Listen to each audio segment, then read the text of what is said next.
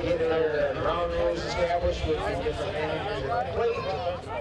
Some things you guys need to do. Concessions is open. Burgers, brats, hot dogs, all sorts of cool, refreshing beverages. Special thank you to our 3 volunteers over there that bailed us out with being short of board members tonight with vacations and sick and all that fun stuff.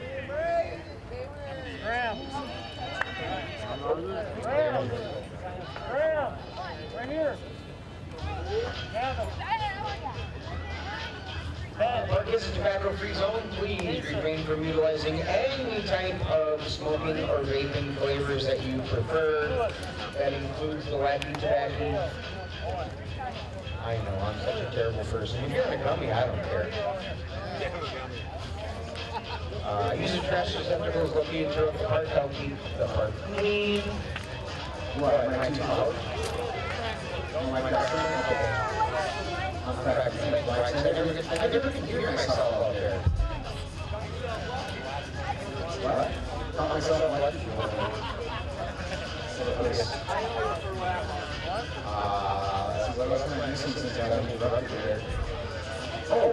It is on HCTV. Hastings Community Television is here tonight on their YouTube channel. So go ahead and YouTube Hastings Community TV. If you're going to listen to the game in the park, you do also utilize the Podbean app. And Johnny is providing sound for both the broadcast and the Podbean app. The YouTube stuff will be about 30 seconds late, whereas the Podbean app is like instant almost. We will do an anthem, yes. So since we have the powwow done at the plate, let's go through your starting lineups first. For the Burnsville Bobcats, and I did not get pronunciation, so if I do this wrong, guys, I'm sorry. You can come up with that later, it's fine. Leading off with number 6, the catcher, Tim Robb. Batting second is center fielder, number 15, Tyler Hill. Batting third in left field, number 14, Noah Judar. Batting fourth is number 9, first baseman, Ben Meiser. Batting fifth. Second base number 4 is Andreessen. Batting 6, 17 at shortstop, Joel Robinson. Batting 7th, right fielder number 22, Colin Heckman. Batting 8th, third baseman number 3, Brandon Roshak. And the DH number 21, Kay Boar. On the mound, number 25, Kay Marsolek. I got the yellow one too. I want to wear my. And let's go through your split there. Little brothers for the game. Leading off, holding number 1 in center field, Owen Russell, accompanied by Charlie Nectar, number 23. Batting second at second base, number 32, Max Trips, accompanied by number 35, Eli McGrath. The DH is number 20, Evan Chris, accompanied by number 30, Graham Schmidt. Our first baseman, number 10, Johnny Teglin, is accompanied by little brother number 32, Gavin Weiss. And fifth, number 35, that pitcher, number 35 is Nick Grant, accompanied by 52, Ben Bertrand. At third base, number 14, Keller Rasmussen, accompanied by 27, Jason Roche. Our right fielder, number 3, Jack Sletch, batting 7th, accompanied by number 9, Keaton McNamara. Batting 8th, number 12, at shortstop, Max Tappan, accompanied by number 29, Louis Fossen. Batting 9th, left fielder, number 26, Kate Guinness, accompanied by number 33, Owen Cassidy. And starting on the mound, number 8, Gavin Odman, accompanied by 28, Leo Gessner.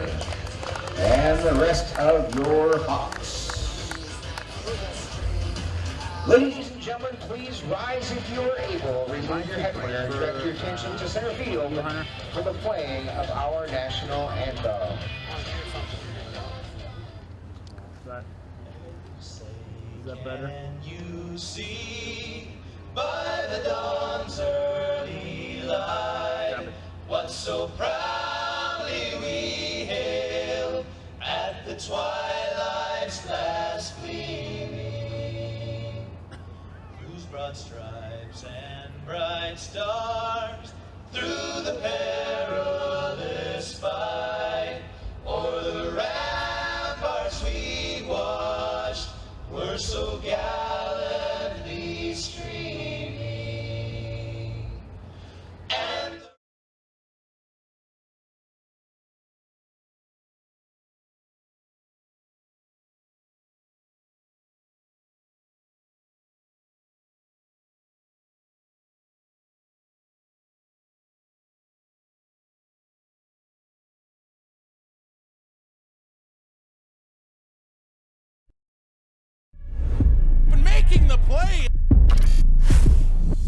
gets the pin. Raiders are clawing their way back in this game. Just snipes one. It's over! Save! Oh my God! Did you see that? Great diving play. He's hit a touchdown. Hastings Raiders win the ball game.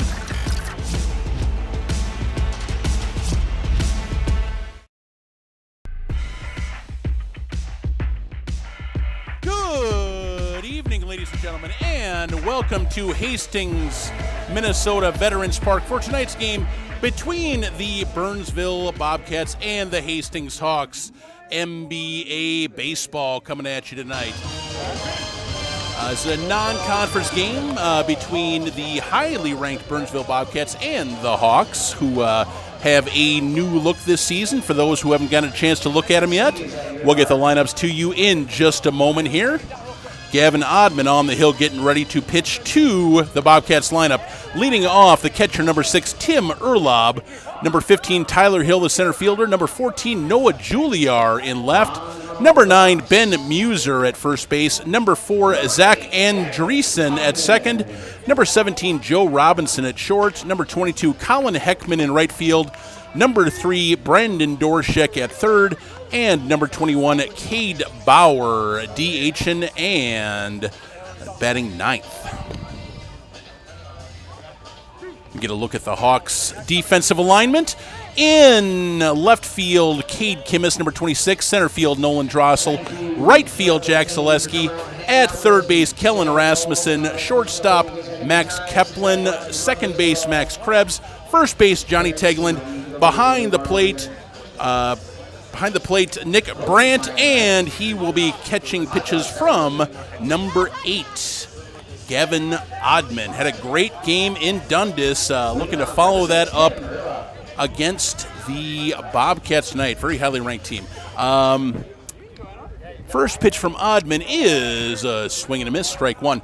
Oddman actually did give up 6 runs, but only 2 earned down in Dundas in 6 innings. Actually pitched a really good ball game. It got a lot better. Did not get as good as he deserved. That one is rolled out to shortstop. Throw across from Kaplan to Tegland for out number 1. And we are underway here at Vets. Burnsville, Class A, perennial state tournament team. I believe they were ranked in the top 5 our last go-around in the MBA rankings. So, but the Hawks, a very different lineup this year than they've had. And you can see also brand new uniforms, wearing their brand new golds, just arriving today, as Tyler Hill, the center fielder, takes strike one from Oddman. And down low, ball one, 1-1.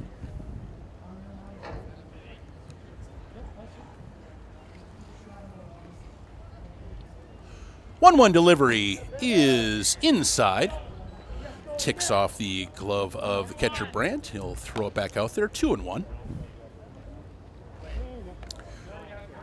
Hawks 6-7 on the year. Started out 5-2, but have run into a string of losses lately with some guys missing and some really difficult games. 3-1 outside.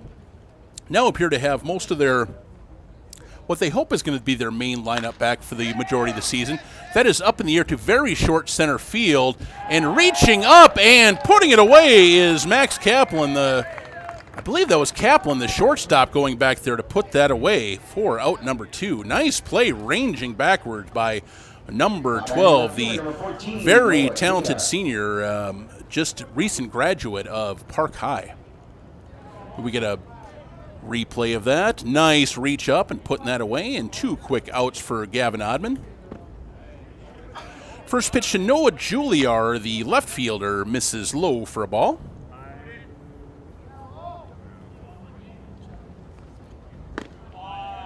And that one's in, 1-1. I want to send out best wishes to my usual partner in crime, Derek Simon. He's feeling a little bit under the weather tonight, so not able to attend this game. Hopefully he's listening somewhere, as that one is fouled off to the right and out of play. Hopefully listening on his couch and having a nice cool beverage. I would like to think his kids are bringing him a nice cool drink if he's sick, but I believe they're both playing their own ball games today. Hit sharply out to shortstop. Throw across, and Teglin cannot dig it out of the dirt, and there will be a 2-out base runner for the Bobcats.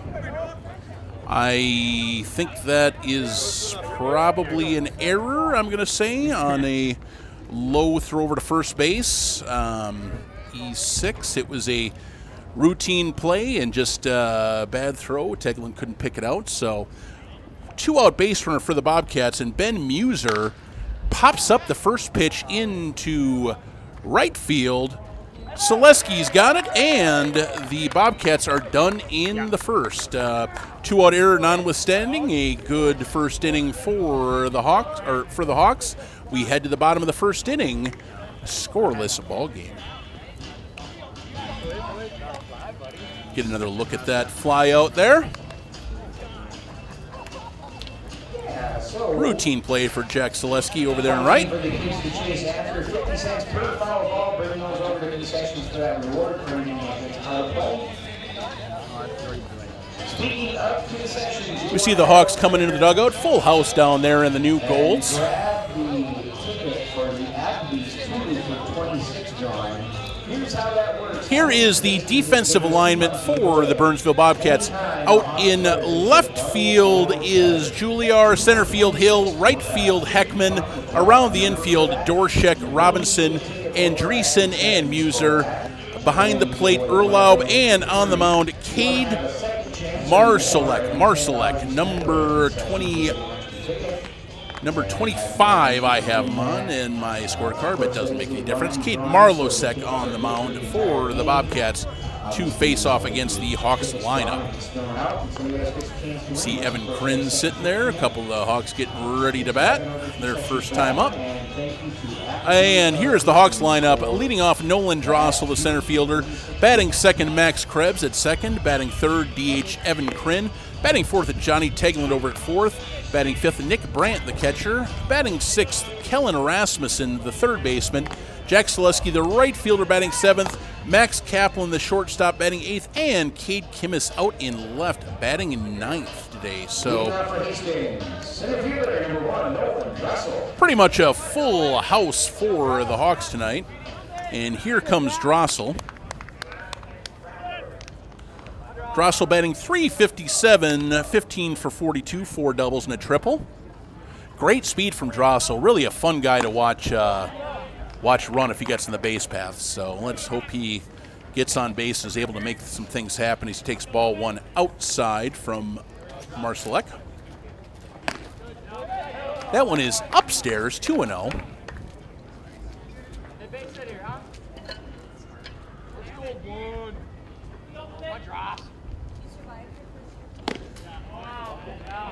And outside again, 3-0. Marsalek coming, number 25, coming with a bit of a three-quarter motion here. Right-hander delivers, and up and high and tight, and Drossel is aboard with a leadoff walk.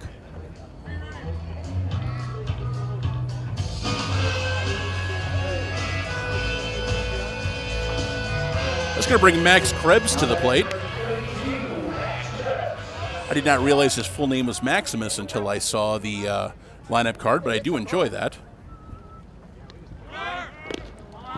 Krebs 7 for 20, batting .350, and down to second base immediately is Nolan Drossel. I told you to watch him on the base paths.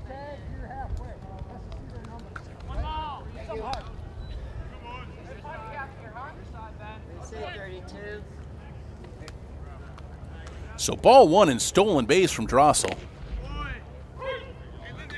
Strike on the outside to Krebs, 1-1. Yeah, like I say, with Drossel on the base pass, you almost can't look down for a second because he's going to do something. Big lead off a second now as Krebs takes strike two on the corner, 1-2. I'm trying to toggle it best I can.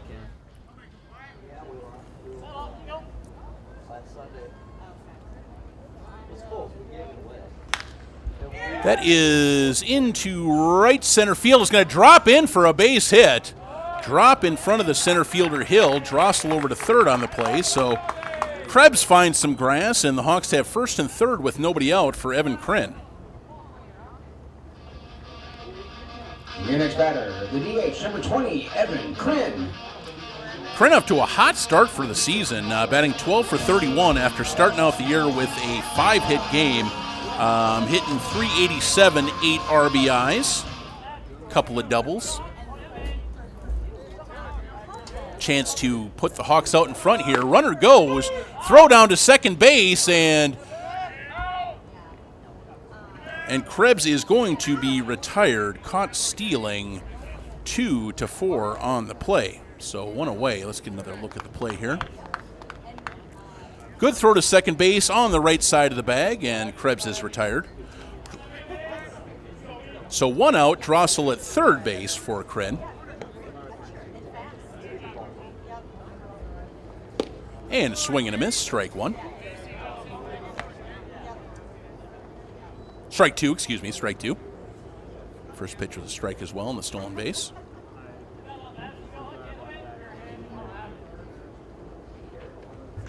That one is up the middle and down for a base hit. Drossel had to hold up, but he is now racing home. Throw to the plate will not be in time, and it's 1-0 Hawks.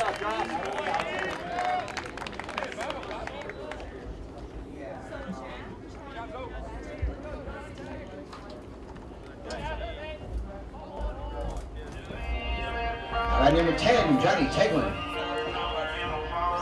So Kryn with an RBI single. Drossel comes home to score. It's 1-0.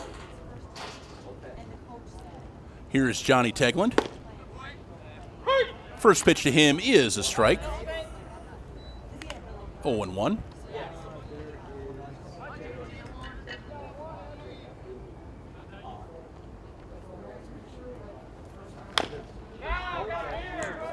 And that is tapped foul at the plate, 0-2.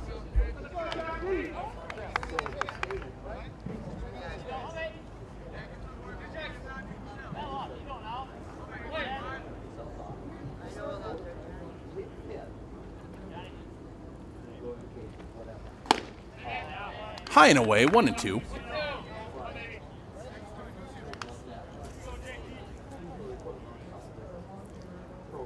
Johnny Teglin, 6 for 28, 3 doubles though, 214 average, 321 slugging, 333 on base.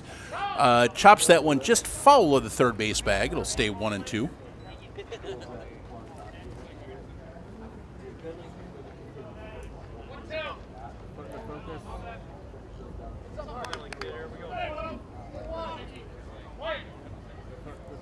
Tries to cut you guys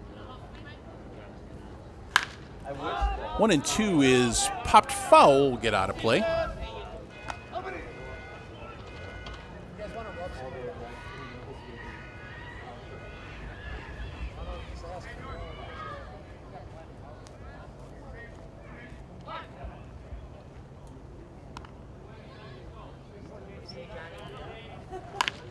One-two is fouled off to the right.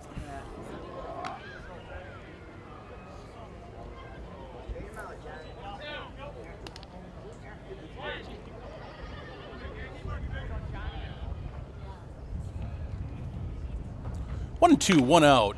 Chopped foul once again.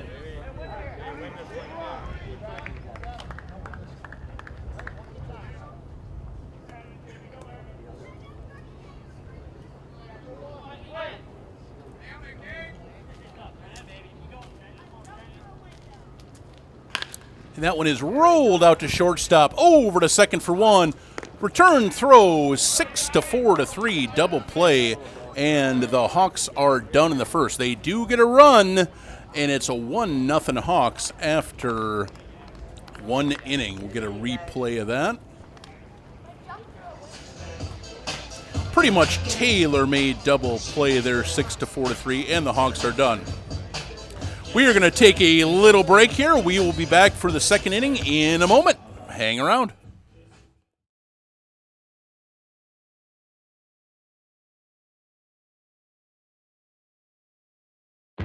He gets the pin. What a move, what a goal! Oh, what a shot, scores! The Raiders, can they get the lip? Yes, they do. Just snipes one. Oh my God! And reaching up and making the play. It's ball game! It's over. Look looking to throw, and she's going to get the first down. Gone! Touchdown Raiders!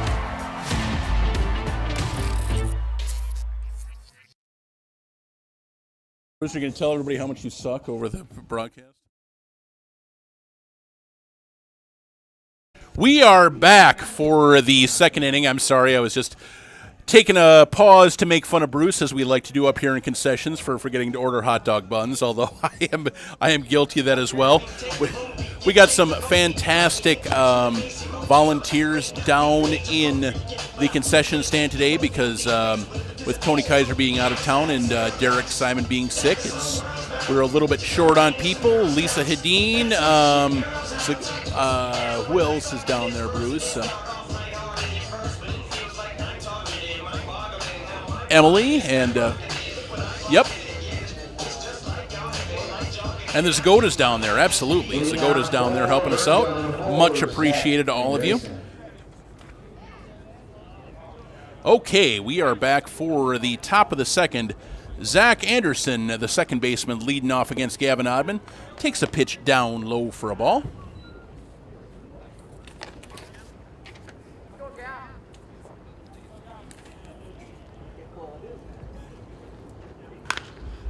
Up in the air to left center field, hit pretty well, racing over, and collision in center field, and the ball is going to drop.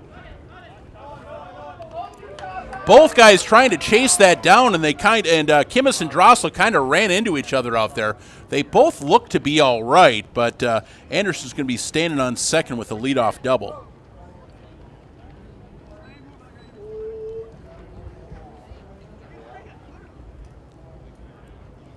You can kind of see it up here. Well hit ball. They're both running hard for it and just bumped into each other. Neither of them was going to get to it, and ball just kind of lands between them. Looks like neither of them is any worse for the wearer, so glad to see that as Joe Robinson, the shortstop, takes one high and tight for ball one.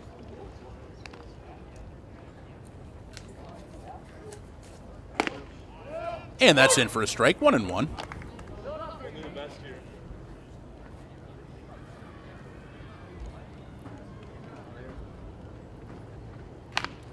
A little nubber past the pitcher, thrown over to first and one away. Good job by Kaplan there, as that one just squirted by Odman. Good job getting in to make the play. Very smooth by Kaplan shortstop, as Anderson is over to third on the ground out.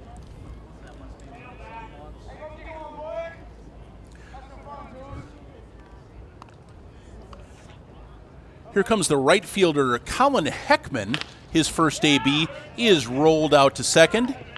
To Krebs, throw across to Tegland. 2 away, run will come home to score. Hawks were playing back, taking the out for the run early in the game, and it is 1-1. 2 away.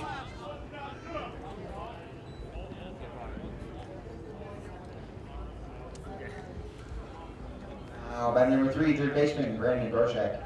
Brendan Dorshak, the third baseman, up next. Fouls one straight back to the backstop, strike one. Get a good look at the Hawks dugout. Jordan, I believe that's Jeske sitting right at the end in his Hawks hoodie. I'm sure he'll be pitching either Friday or Sunday. That one is hit sharply up the middle for a base hit. So 2 out to base runner for Dorshak. And that'll bring up the DH number 21. Batting the DH number 21, Cade Bauer.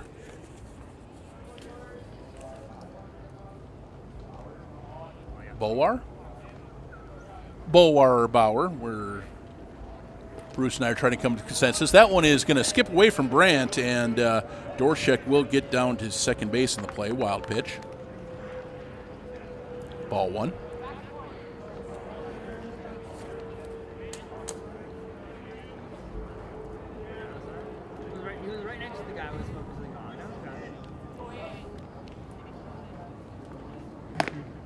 Breaking ball high, 2-0.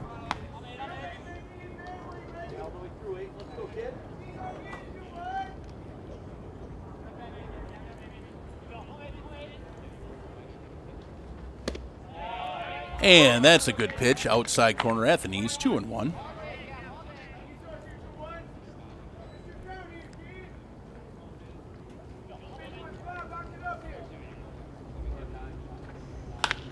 That is flared into right field. That's going to drop in front of Selesky for a base hit.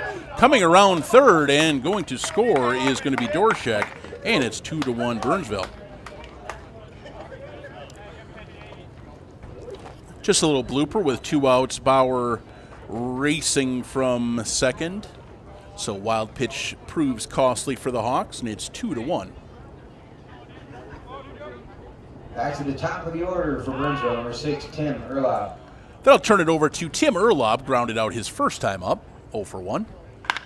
Hits one up in the air to left field. That's going to hang up, and Kimmis is going to put away for out number 3.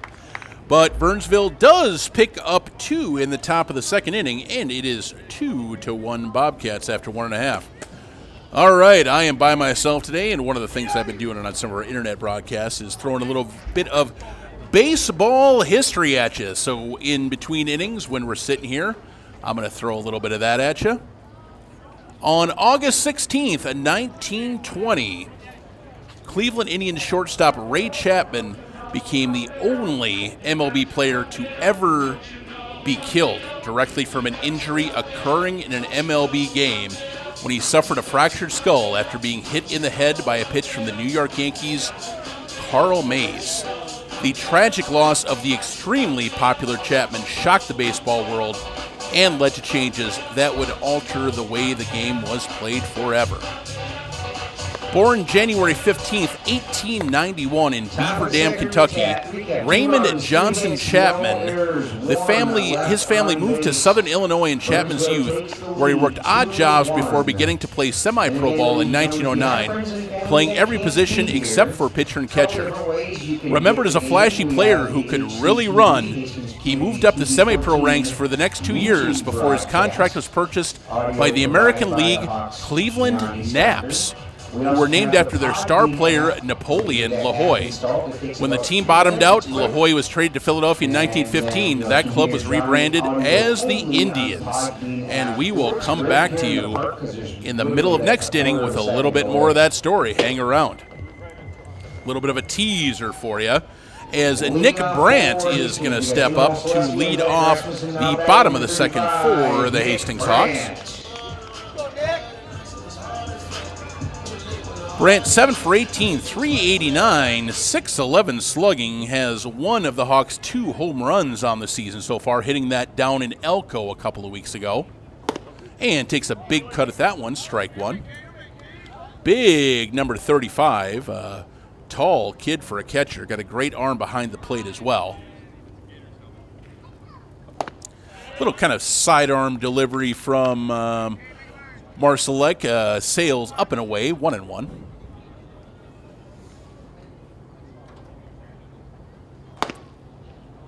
That one catches the outside corner, 1-2.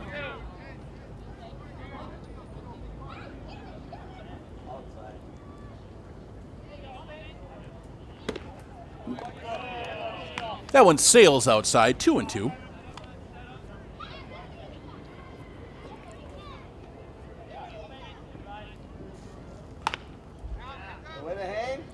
That one's peeled off. Count will hold 2-2.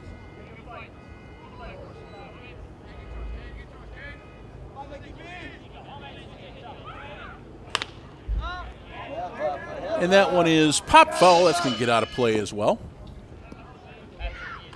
A couple of youngsters running over for that foul ball, and lands right in front of concessions for an easy 50 cents for some young man.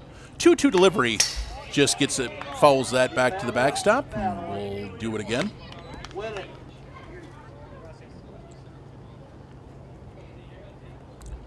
Good battle emerging between Marlowe, second Brandt here. I believe this will be the 8th pitch of the at-bat, and that's back to the backstop, full count. Just a bit outside.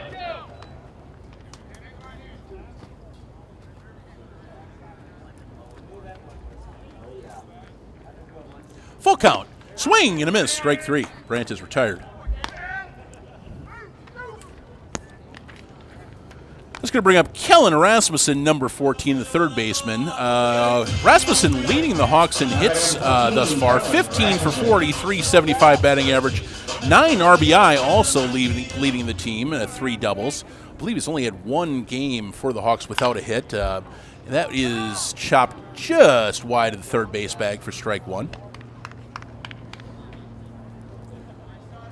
So Rasmussen been very consistent at the plate and in the field here for the Hawks in the early going. 0-1 delivery is popped up. Short infield is going to be the shortstop. That is going to be Robinson. Put it away for out number 2, and the Hawks have 2 down.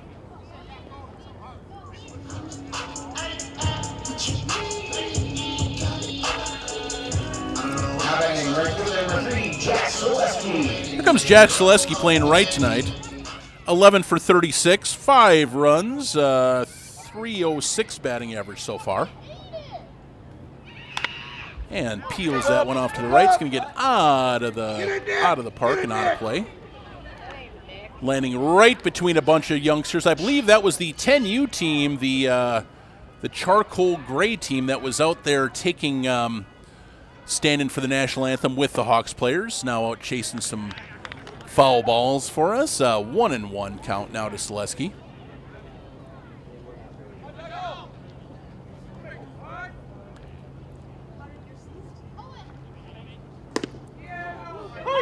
That's on the outside corner, 1-2.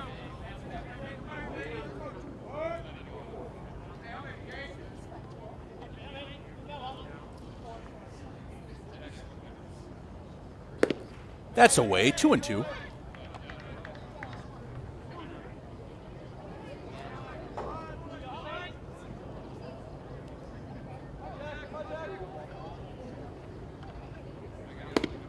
And away again, full count.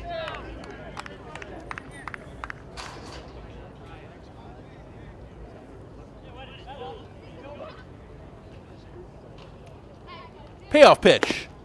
And outside, ball 4. So Selesky draws a 2-out walk to give the Hawks a base runner and bring Max Kaplan to the plate.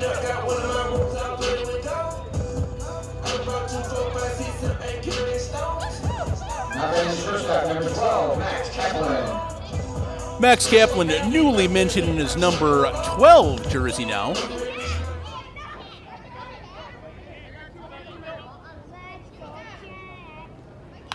First pitch is back over our heads in the press box, strike 1.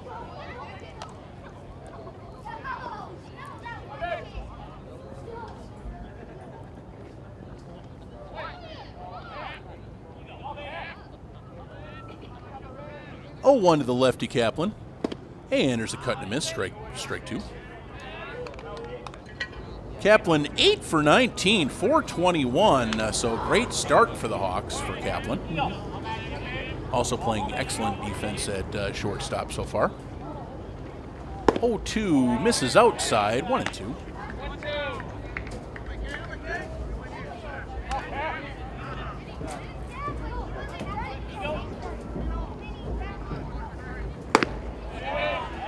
And misses again, 2-2.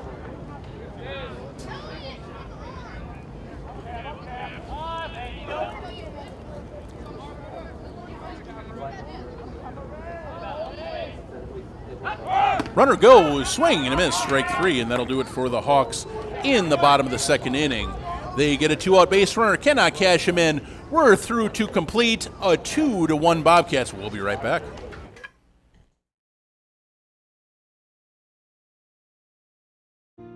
Today, 4 Minnesotans lost their lives from fentanyl poisoning. And 4 more will tomorrow.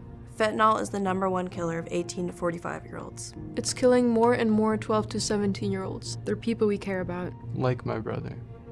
My sister. My best friend.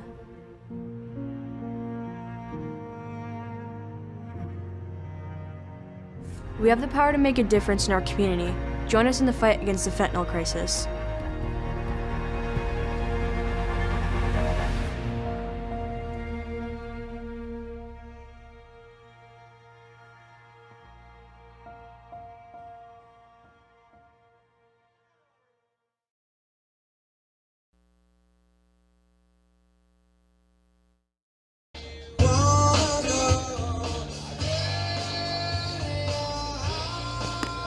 All right, welcome back for the top of the third inning. Gavin Oddman out once again to deal to the Burnsville Bobcats. He'll be going up against 2, 3, 4 in their lineup. Started off with the center fielder Tyler Hill, who popped out to short his first time up, 0 for 1.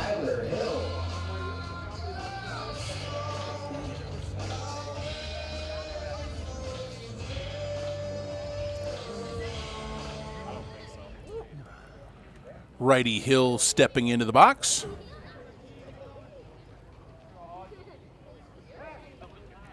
First pitch from Oddman is in for strike one.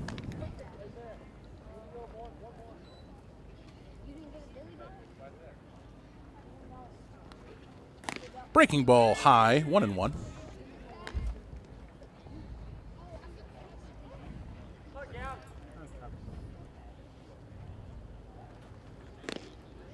One delivery catches the outside corner, 1-2.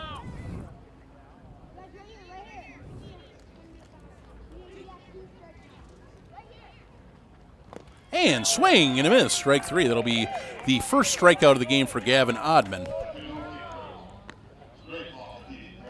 Oddman, 15 2/3 innings before this game, 18 hits, 11 runs, only 6 earned, 5 walks and 15 strikeouts to the tune of a 3.45 ERA and a 1-1 record.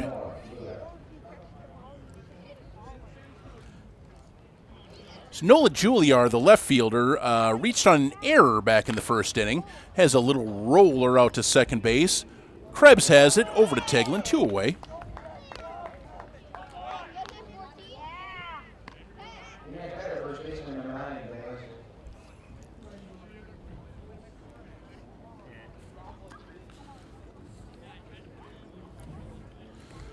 So that'll bring up Ben Muser, the first baseman, flew out to right his first time up and takes a cut and miss, strike one from Gavin Oddman.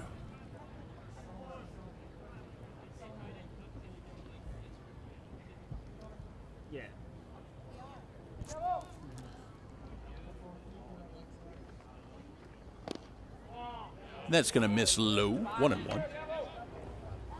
I've been working pretty effectively, and Burnsville, a pretty aggressive team, only 31 pitches through 2 2/3 so far. See if he can get out of this inning clean, as that one is across, 1-2. Still looking for his first 1-2-3 inning is Gavin Oddman. Chance to get it here with one more strike. And there's a chopper right back to Oddman. He'll throw it across, and a 1-2-3 inning for Oddman and the Hawks. 2-1 heading into the bottom of the third, and we'll continue with the tragic tale of Ray Chapman, as you can see the chopper right back to Oddman here. Easy throw across.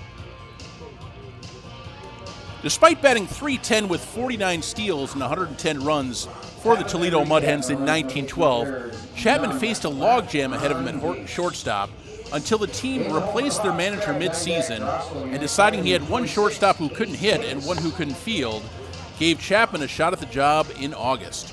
He responded to the opportunity by hitting .312 while showing occasionally shaky and occasionally brilliant fielding, and won the job for good.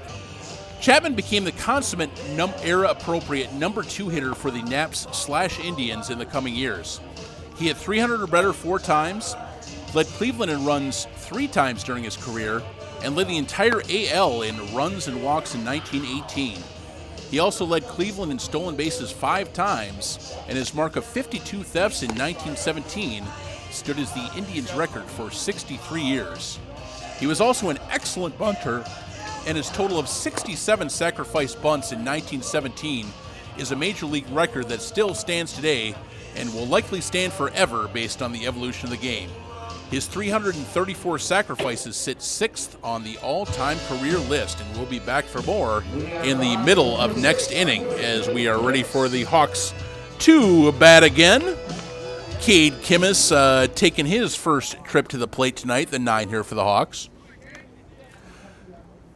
Still looking to get going at the plate here. Only 1 for 19 on the season for Kimmis with a couple of runs scored.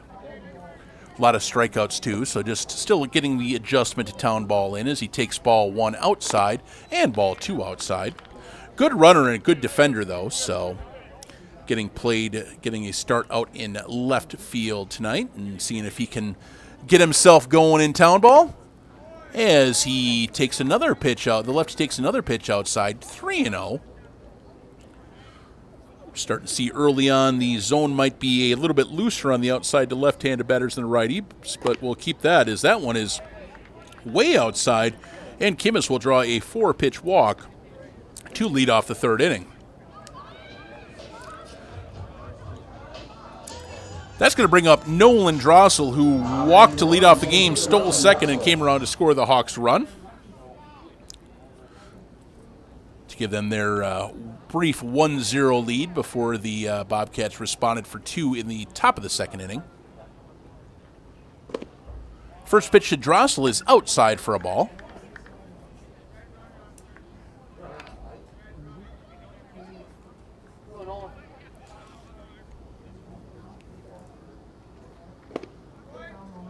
That one catches the outside corner, 1-1. Interesting, the right-handed sidearm, right-handed kind of sidearm are having a little bit more trouble getting it into lefties than righties, so we'll kind of follow that as that one's high and tight, 2-1. Drossel and Kimmis, his 2 walks. Selesky, he also walked. That is fouled off to the left, 2-2.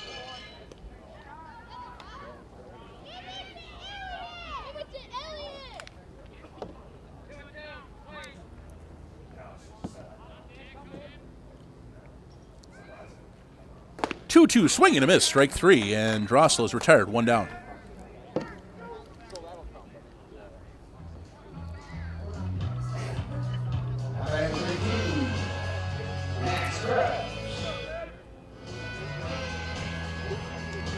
Give it another look at the K. Drossel just getting a little bit underneath that pitch, and he retired for out number 1.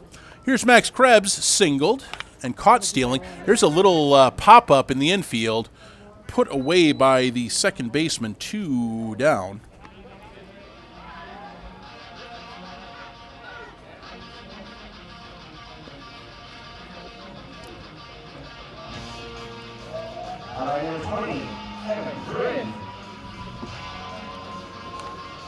That's going to bring up Kryn, 1 for 1 with an RBI single back in the 1st inning to drive in the Hawks run.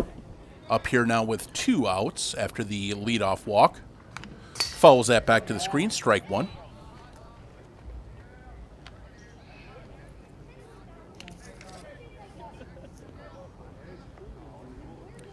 That was pitch number 52 for Marsalek, so quite a bit ahead of Gavin Odman in the pitch count. Here's a strike on the outside corner, 0-2.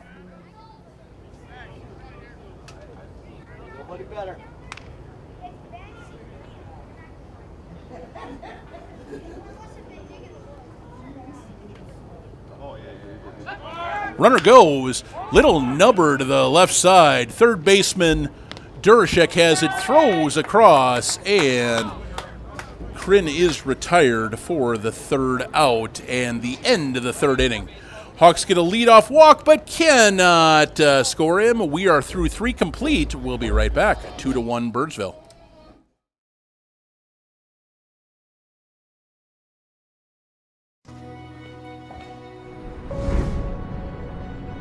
With over 300 passionate educators, our dedication to student success has never been stronger. These educators are more than teachers. Let's paint the picture. They are mentors who ignite curiosity and inspire a lifelong passion for learning. Our schools provide real-world experiences through cutting-edge programs in engineering and environmental science. At Hastings, we take pride in our blend of rigorous academics and enriching arts and athletic programs. These programs nourish our students' educational journey, enhancing their creativity and discipline and fostering skills that resonate throughout their academic and personal lives. This is Hastings Public Schools, where we care, we empower, and we achieve. Students are at the heart of all we do.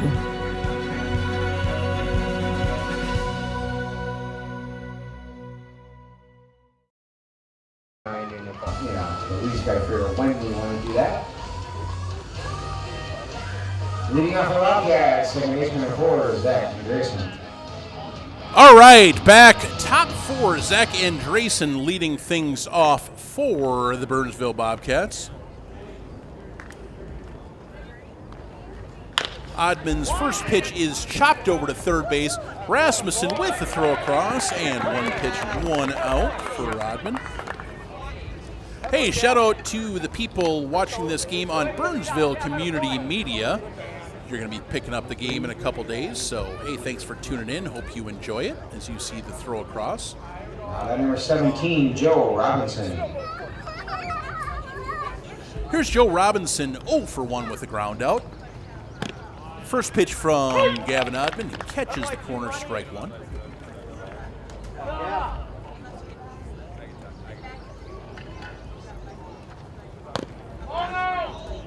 And that misses down and away, 1-1.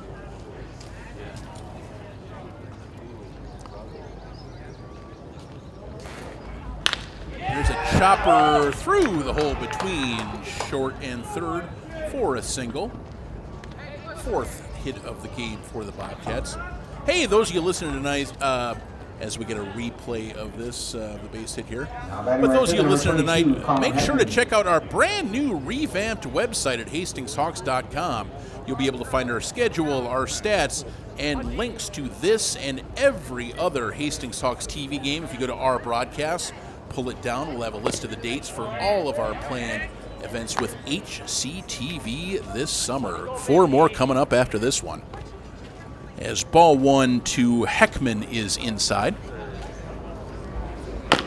There's a high chopper. Oddman catches it on a bounce, throws over to first, 2 away. Robinson down to second on the play.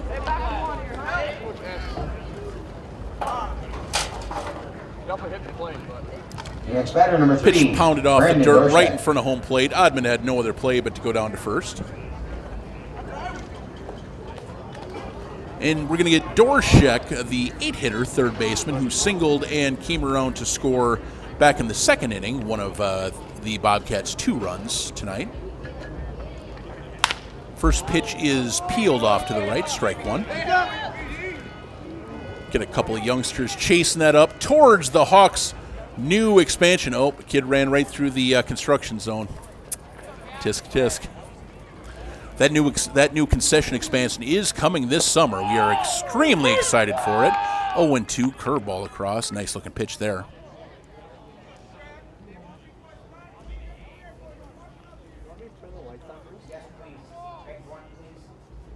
0-2, swing and a miss, strike 3. So Oddman works around a 1-out single. We are through 3.5, 2-1 Burnsville, and back to the tale of Ray Chapman. Aside from his hitting, which we mentioned last inning, it was in the field that Chapman really shined. Known as a complete shortstop, he had a strong arm, great quickness and range, soft hands, impeccable instincts, and a way of making the spectacular look routine. He was regarded by many as the best defensive shortstop of the era. He led the AL in putouts 3 times and assists once. As popular as Chapman was on the field, he was perhaps more popular off it. Beloved for his infectious cheeriness and enthusiasm, he was an excellent singer, storyteller, and piano player, and had celebrity fans such as Will Rogers, Al Jolson, and William S. Hart. And was so well liked that even the famously surly Ty Cobb considered him a friend and physically threatened Carl Mays after Chapman's tragic death, pinning a note labeled "murderer" on his locker. That is. We will be back for more baseball, and middle of next inning, we will keep going with that. Hawks fans are here, right? As the righty side armor Marsalek gets ready for the bottom of the 4th inning. Leading off for Hastings, first baseman number 10, Johnny Taglin.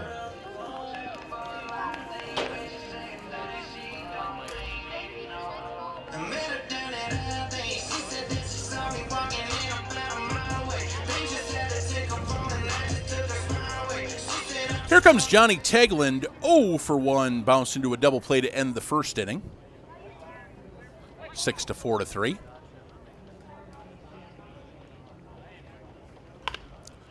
First pitch is fouled off, strike one.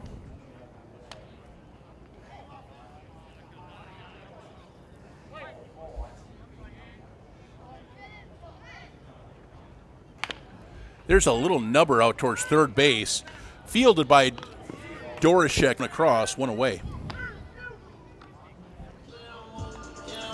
Good play there by Dorishek, charging in on the high chopper. We'll get another look at that on the replay. Taking on the second hop, and just nice, easy throw across for out number one. Here's Nick Brandt, 0 for 1 with a strikeout back in the second inning. Takes a cut and a miss, strike one.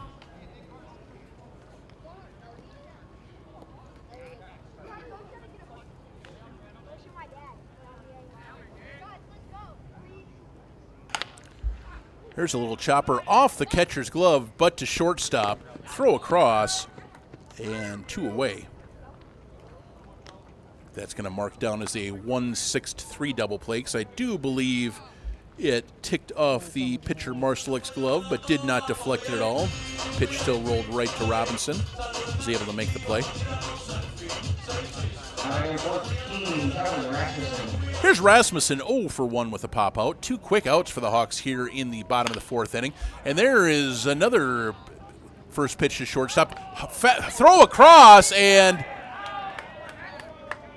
umpire says he got his foot back down on the bag for out number 3. We'll see if we can get another look at that in the replay. Good throw from down back in the hole. Jumps up, and he looks like he may have gotten the foot down before the runner was there. Close play, but no first base umpire, so we just have to go with what the umpire says. That is the end of the fourth, 2-1 Burnsville. We'll be right back.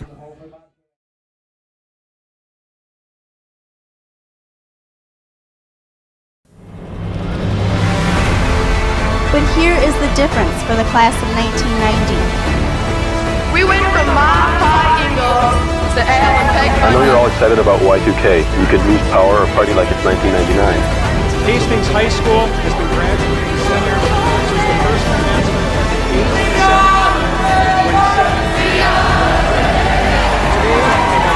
Congratulations, class of 2023. Go Raiders! Funding for community TV is in rapid decline, and HCTV will not survive without your help. Let your local representatives know that you support community TV. To learn more, visit savecommunitytv.com.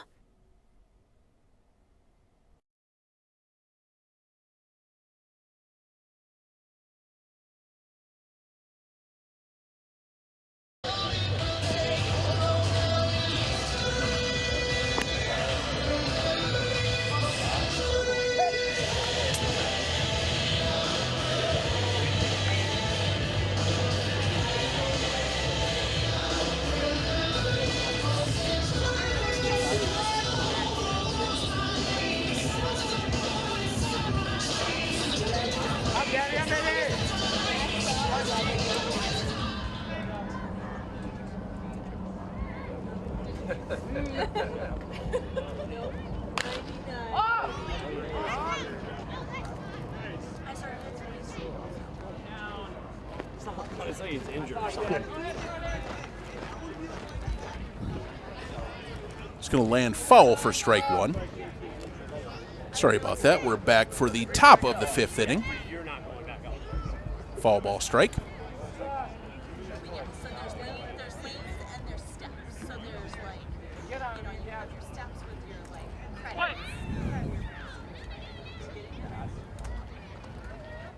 And swing and a miss and an off speed, 0-2.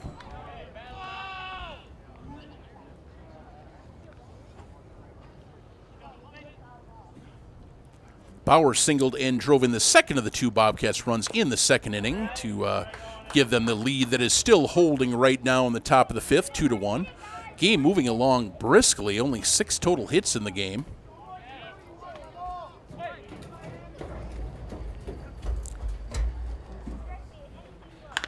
And there's a roller off the mound to second. From shortstop to second and out! Fantastic play by the Hawks. Ball hit the mound, reflected off of Kaplan at shortstop, 2 Krebs at second. Let's see if we've got a good look at this here.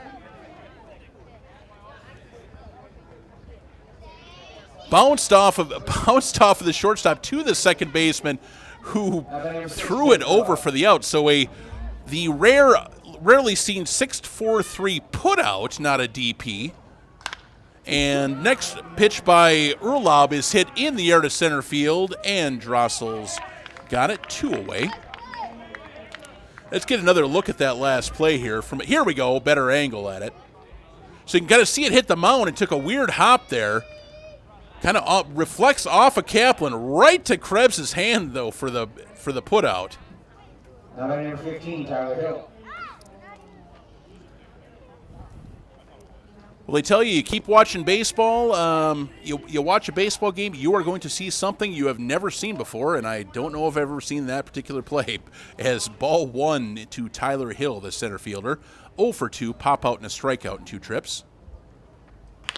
That is rolled down to third, takes a rough hop on Rasmussen, and that one is sailed by, backed up by Kaplan, who sailed the throw. So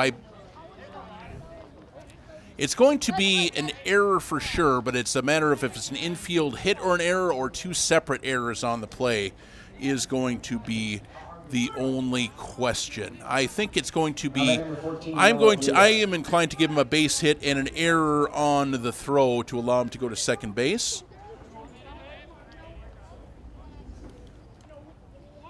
So this is Noah Juliar, the left fielder.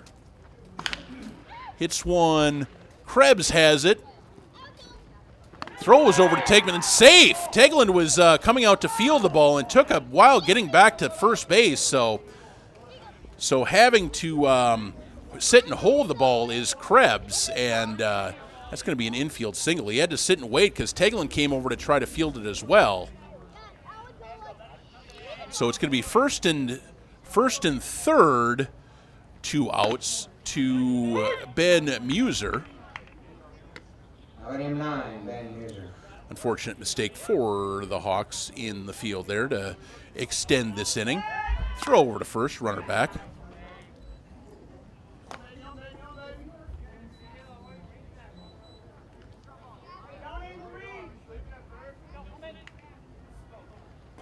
Swing and a miss, strike 2.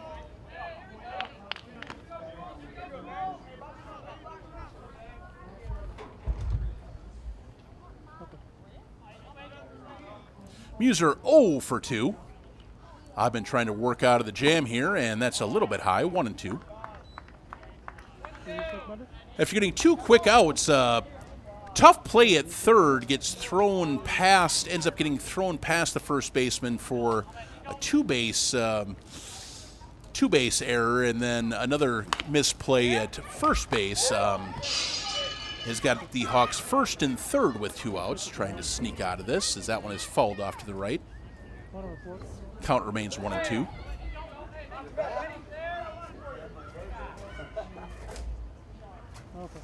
Swing and a miss. Great job by Oddman working around the problems in the top of the 5th inning. And let's get back to let's take another look at the strikeout, and then we'll get back to the Ray Chapman story.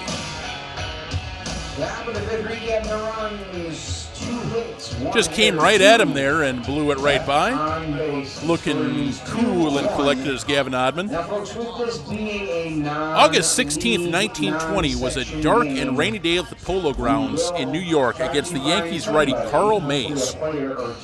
Mays was a submarine-style pitcher, which was very unusual at the time. He was said to look like a cross between a bowler and an octopus when he delivered the ball, throwing pitches at angles that would take batters a few innings to get adjusted to. And by that time, the Yanks usually had 6 runs up on the board. Disliked by his opponents and not much better liked by his teammates, Mays had a reputation as a surly and unpleasant man, and he liked to pitch batters tight. He did not like batters hanging on top of the plate, and he had led the league in hit batters the previous year. As the consummate two-hitter of the time, as we mentioned before, Chapman liked to crowd the plate with his toes just about touching the dish. Chapman was 0 for 1 when he led off the 5th inning with Cleveland leading 3-0. With a count of 1-1, Chapman, who batted right-handed, hunched, as usual, over the plate waiting for the next pitch. He always popped up straight back up after the ball was released. Mays looked in and saw that Chapman was slightly shifting his back foot, perhaps trying to push a bunt down the first baseline. He released a fastball high and targeted the inside corner. The gray blur sliced through the heavy, humid air, possibly a strike. Chapman did not move. We will be back in the middle of the next inning, and we'll keep going with that. But now we're back for some Hawks baseball with Jack Selesky coming to the plate. Jacko walked back in the 2nd inning and was left on first base. That's fouled back and not a play, strike 1. After the first 3 batters of the game reached for the Hawks, they're having a little bit more trouble generating chances against the pitcher Marsalek here, as that's across 0-2. Only 1 base runner in the 2nd, 1 in the 3rd, and none in the 4th inning, as that one's down and away, 1-2. 7, 8, 9 due up for the Hawks here in the bottom of the 5th inning. 2-1 Burnsville. And swing and a miss, strike 3.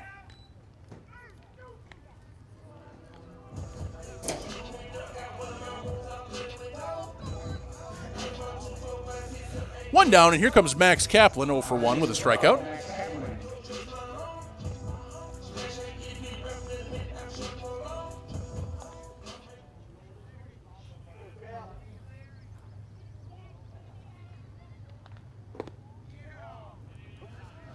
Kaplan takes a pitch off the outside corner, ball 1, 1-0.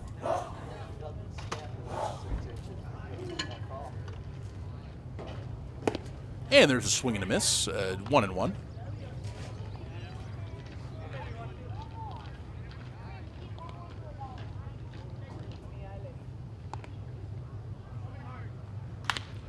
That is fouled off to the left and out of play, 1-2.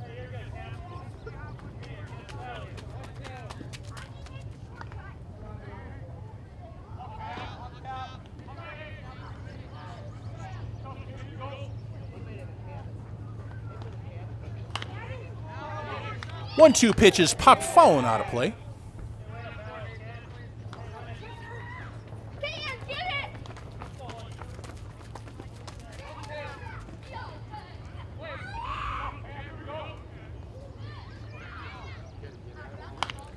That is another pitch fouled back and out of play.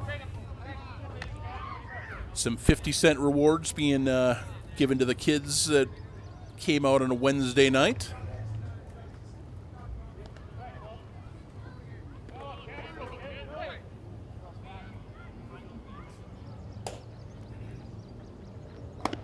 Outside, 2-2.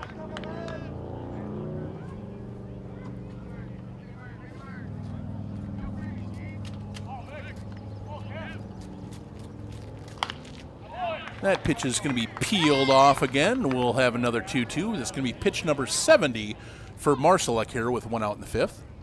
56 on the board for Gavin Oddman through 5 complete, so very efficient for him so far. There's a chopper to third, attempting a backhand stab. He will not get it, and Kaplan is going to be aboard with a single.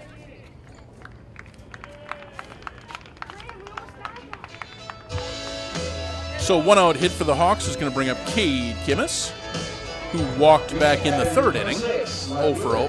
0 for 0. Got another look at that grounder there. Valiant attempt by Dorshek at 3rd, pretty much the only chance he had to get the batter, but couldn't quite come up with it. First pitch to Kimmis is up and away, ball 1.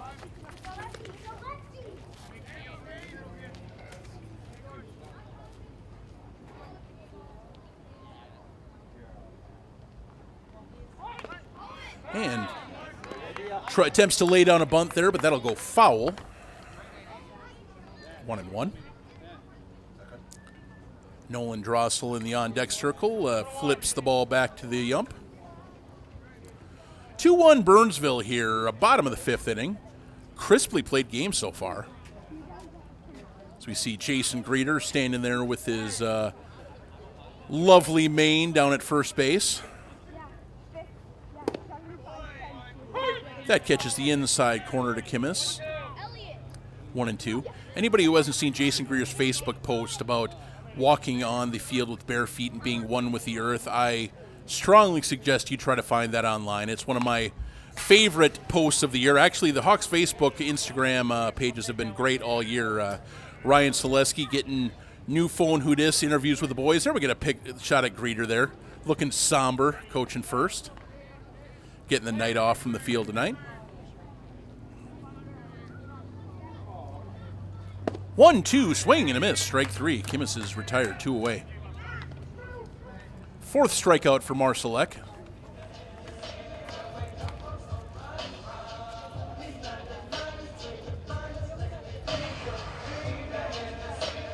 Now batting number 1, Nolan Drossel. Just got a lot of sink on that changeup or something that had a heck of a lot of movement on it. So here comes Drossel. Fouls one straight back as Kaplan was going on the play. Strike 1.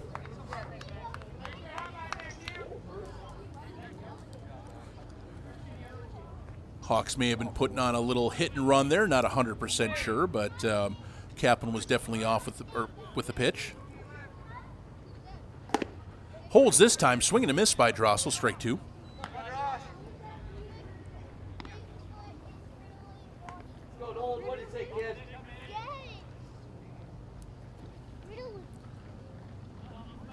Oh, 2 to Drossel.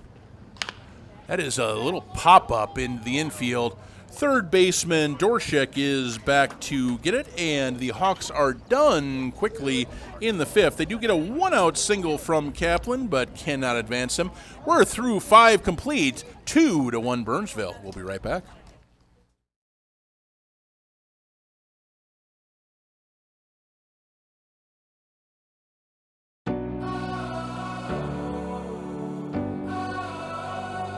Who are we? We are artists. We are entertainers. We are storytellers. We are teachers. We keep you informed. We follow the action. Who are we? We are Hastings Community TV.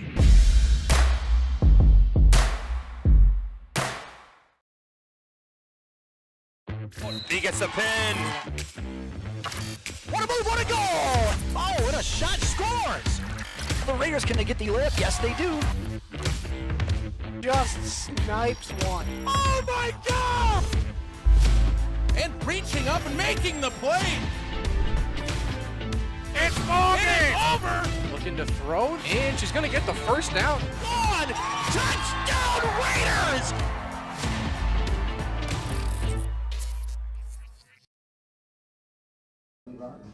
Top 6 as you get a look at some of our fans hanging out down the right field line, the tailgating crew out there.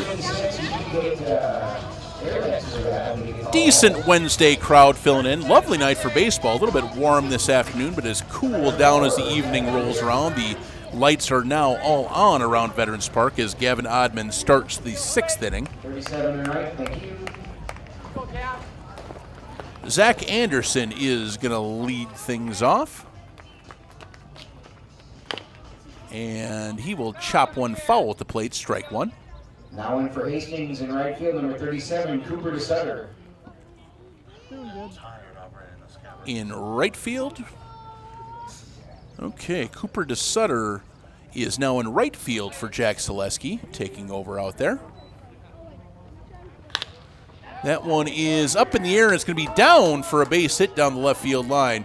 Kim is racing over to get it in quickly and hold Zach Anderson to a single and a leadoff base runner for the Bobcats in the top of the 6th inning.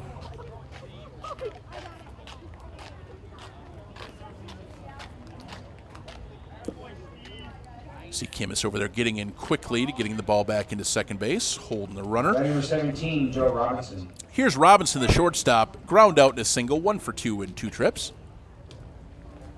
Down and away, ball 1.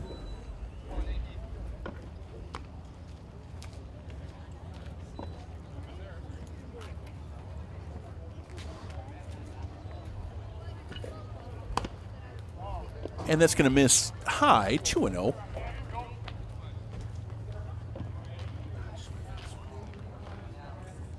Yes, they sure have used their batteries in today. Misses down low, 3-0. Pretty good pace for the game.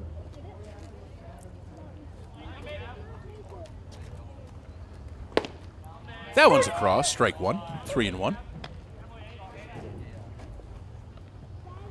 One of the few 3-ball counts for Gavin Oddman, who has been working quickly and ahead all game. And there's strike 2 on the outside corner. Good pitch to fill the count to Robinson. Payoff pitch. Little chopper. Oddman's got it. To short for 1. Across. Double play. 1-6-3. That'll erase the leadoff batter, and there are 2 away. Great athletic play by Oddman on the mound, leaping for that ball, as we'll get another look at it here. Thank you, Tori. Nice play, waiting for the receipt, and just nice, calm DP. Here comes Heckman now with 2 outs for the Bobcats. Breaking ball high for ball 1.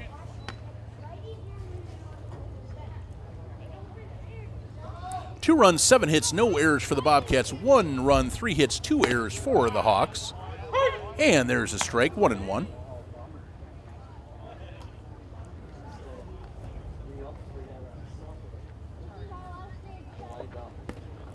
That one's going to get down in the dirt, and one-hop Nick Brantool walk over to his right and throw the ball back to Gavin Oddman, 2-1. Cut and a miss, 2-2.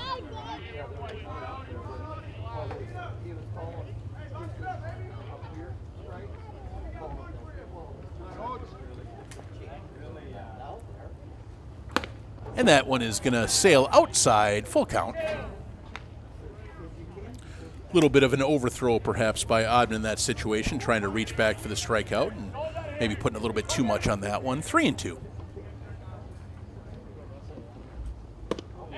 Strike 3 called outside corner, and Oddman faces the minimum in the top of the 6th inning after giving the leadoff single. Erase him quickly with a double play, and we will get another look at that pitch. At the knees on the outside corner. Might have been a little bit low, but that's been getting called all day. Okay. Back to the sad tale of Ray Chapman. Many of the players and fans in the field heard an explosive sound as the pitch connected. Babe Ruth said it was clearly audible for where he was standing out in right field. From the sound, many thought for an instant the ball must have caught Chapman's bat. Sports writer Fred Lieb, sitting in a press box about 50 feet behind the umpire, described it as a sickening thud. The ball dribbled out towards the pitcher's mound on the first base side. Thinking the ball must have hit the bat, Mays threw to first baseman Wally Pipp for the out.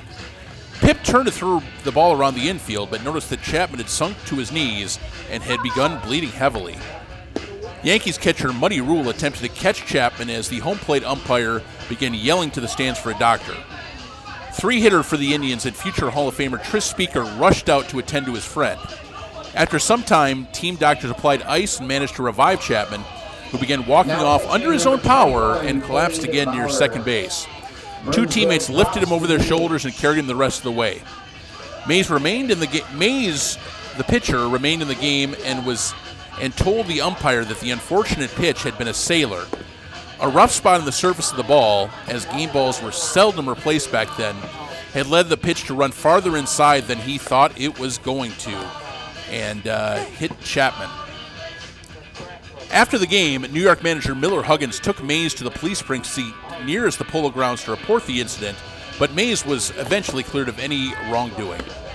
Meanwhile, Chapman was taken after the game was over to nearby St. Lawrence Hospital, where doctors found a broken skull and a lot of clotting. Doctors performed surgery and initially thought Chapman had a chance for recovery, but his condition worsened and he died the next morning. And we will be back for the rest of that story in the middle of next inning, as we are back for Max Krebs, the second baseman. 1 for 2, single and a pop out in 2 trips. He will be facing, is this the same? Number 21, Number 21, the former DH, Cade Bauer, is now pitching, and he is greeted with a single to the left side off of the bat of Max Krebs for his second hit of the ball game in the Hawks' fourth. And the Hawks have a leadoff base runner. Number 20, Evan Curran.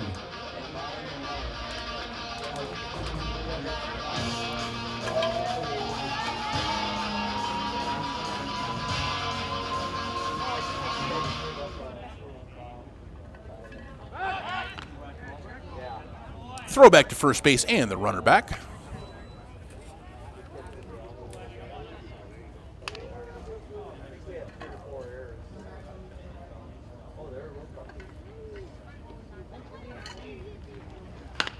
That is rolled out to shortstop. Slow roller and only plays to first base. Curran is retired, 6-3. Krebs down to second. I don't think that had as much life as the shortstop Robinson thought it was going to, and didn't even look at second base really. Krebs down quickly towards the bag on the play. So here's Teglin, bounced out a couple times, bounced into a 6-4-3 double play in the first and out to the third baseman in the fourth inning. Chance at an RBI here and to tie the game with Krebs on second base now as the pitch is down inside, blocked by Erlob, who deflects it up the third base line. Krebs forced to hold still.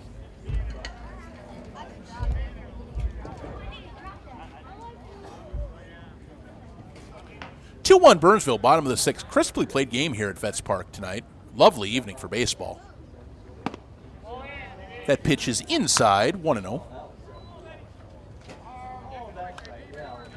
2-0.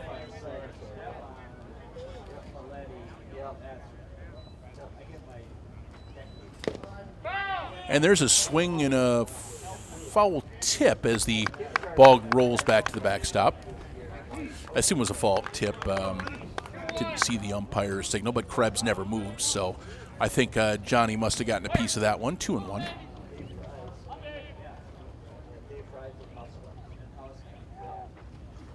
And cut and a miss, 2-2.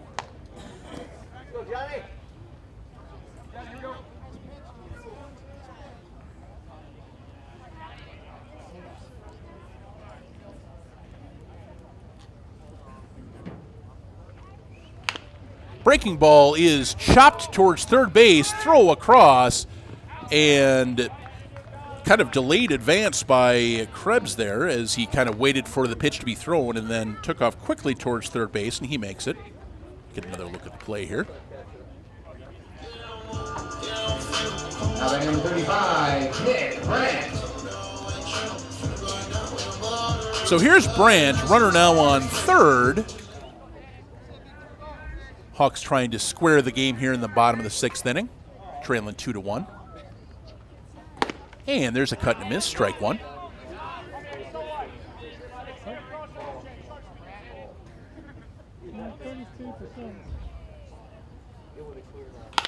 That is up in the air towards center field. Backing off a couple steps is Hill, and he's got it. Hawks are done in the sixth. They get a leadoff single, but can't get him around. We are through six complete, 2-1 Burnsville. We'll be right back.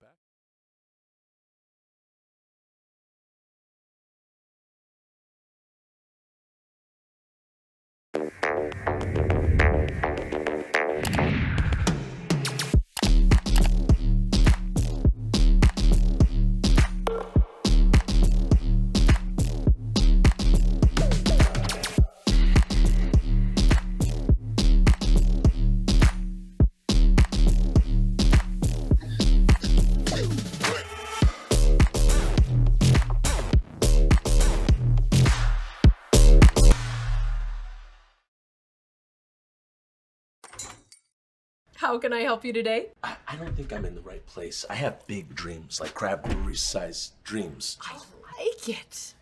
Your bank is very, Cozy? yes. Yeah, I know what you mean. We prefer more personal interactions. We dedicate the majority of our space to our customers' dreams. Wow. Look at that. I know, it never gets old. Wow, this is way bigger than your office.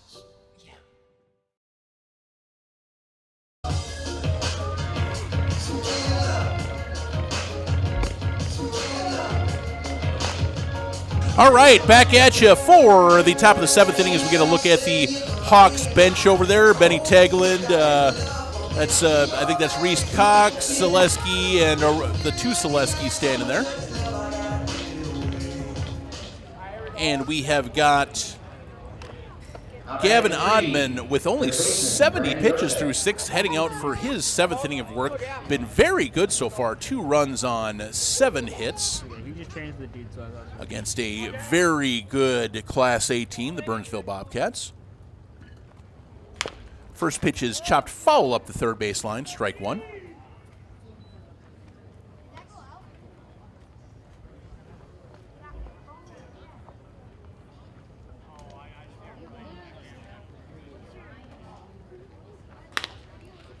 That is chopped to shortstop, actually a little liner to shortstop, and that's going to be, did not hit the ground. The kind of twilight just fooled me for a second there. 1 away.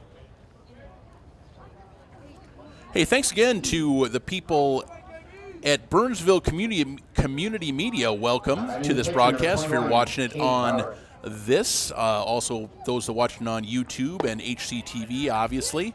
Hey, thanks for checking out Hastings Hawks Baseball. 4 more Hawks broadcasts and plenty of other great stuff on HCTV all summer long. Legion Ball, Hastings Hurricane Ball, all kinds of stuff. There is a roller out to second, and Krebs is kind of gets a little bit too aggressive on that, and it's going to roll up his arm and into right field. That is going to be an E4 on the play.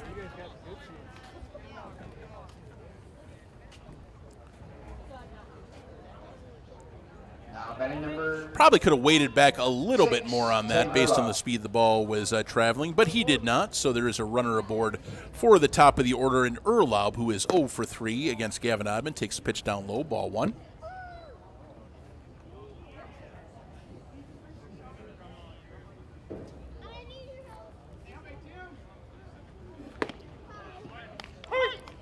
Good pitch on the outside corner, 1-1.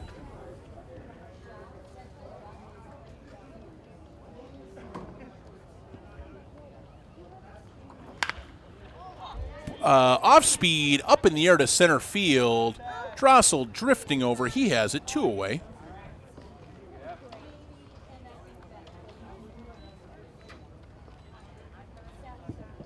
See Drossel out there.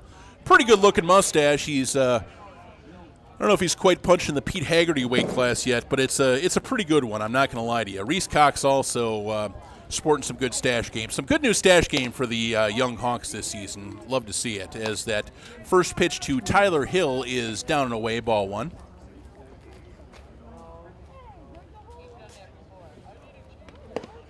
And swing and a miss, snap throw down to first, runner back safely.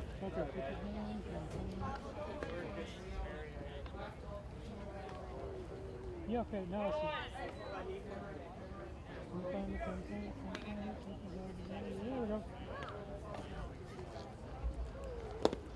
1-1 misses inside and low. As we have got number 30, I believe that is Brayton out there in the bullpen. Trace Brayton getting loose. That is fouled off to the right, 2-2.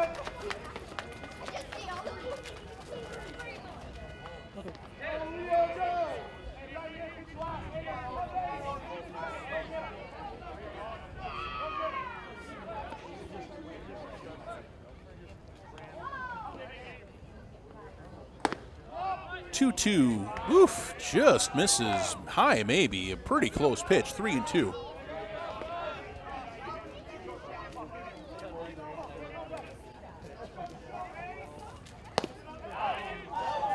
Oh, that just missed outside. Boy, a couple of close pitches there, but I'm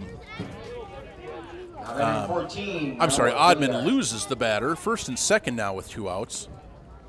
Been a pretty generous strike zone all day, but tightened up a little bit perhaps in that last AB. First and second now with 2 away. And that one is chopped up the middle. Is going to get through for a base hit. Drossel throwing home and up the line, is not able to get the tag down, and run is going to score, and it's 3-1.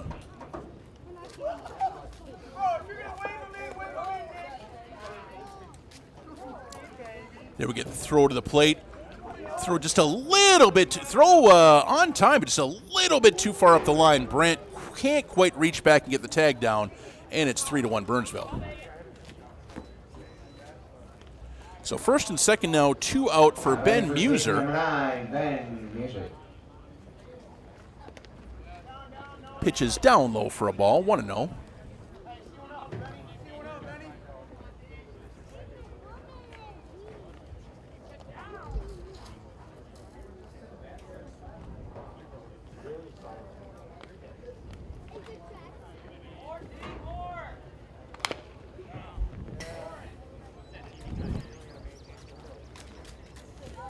That one is going to be tapped foul at the plate by Muser. 1-1. First and second, 2 outs. A run in the top of the second. Burnsville leading it 3-1. And there is a strike called in the outside corner. 1-2.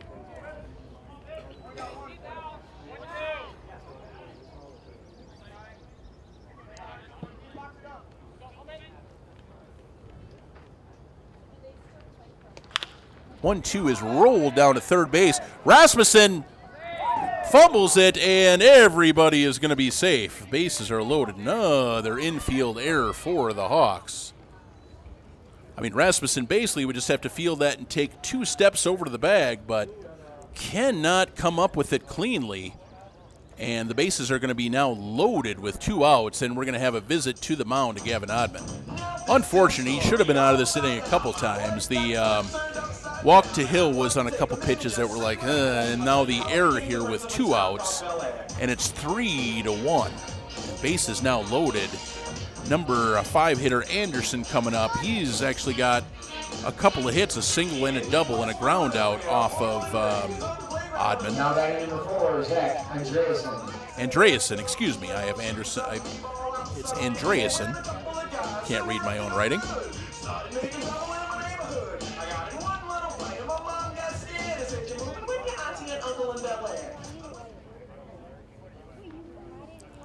Coming to the edge of twilight here, lights on, just kind of the edge of darkness here at Vets Park. Swing and a miss, strike 1, is Gavin Oddman trying to get out of this 7th inning with no more damage.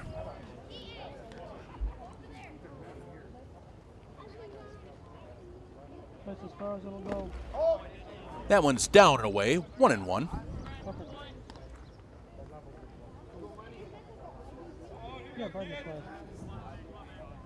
Okay, no, I meant that. 4th error of the game for the Hawks. Not many of them have been costly yet. We'll see if, as far as runs go, we'll see if Oddman can keep it that way. So that one's down and away, 2-1.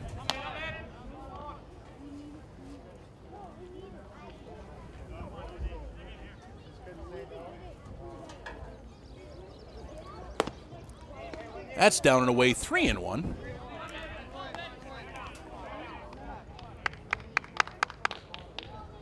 Actually, 2 errors this inning. The first run is unearned as well. And there's a strike called in the outside corner, 3-2. 3-2, 2 outs. Runners will all be going now. Actually, so I take that back. The 3rd error was damaging, as it was the Bauer run that came through to give Burnsville 3-0 lead. And that one is down and away, and that's going to walk in another run. It's going to be 4-1 Burnsville now, as the errors in the infield have cost and opened up the game a little bit for the Bobcats. Bases still loaded, and Gavin Oddman trying to get out of this, an inning he should have been out of already. That pitch is down low, ball one, up to 95 now suddenly for Oddman, coming to this inning with 70 pitches. Starting to tire a little bit here, perhaps. See if he can get this one last out here. Let the Hawks come back to bat and hopefully get his bullpen to help him out. As he pitches, he throws across the strike on the inside corner, 1-1.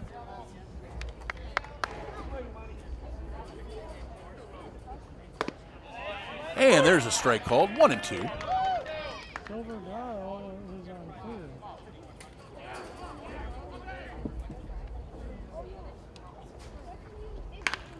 Up in the air towards left center. Drossel's got it, and that'll do it for the Bobcats in the top of the seventh. But they pick up 2 more unearned runs. We head to the stretch, 4-1 Bobcats. All right, we'll get a little bit farther with the story of Ray Chapman. As word of the Chapman tragedy spread around the league, many baseball players, Ty Cobb, loudest among them, demanded that Mays be thrown out of baseball. Indians players warned Mays that it might be better if he never made another road trip to Cleveland, and the New York Times called for batting helmets to be required. More on that later. In 1921, after the season, baseball outlawed the spitball in response to Chapman's death, as many theorized the pitch may have been a spitter, and baseballs began being replaced much more often in response to the tragedy. Before 1921, baseballs were rarely replaced. Pitchers darkened them with licorice and tobacco spit that made the ball harder to see, and the balls would develop scuffs and soft spots that the pitchers would use to their tactical advantage.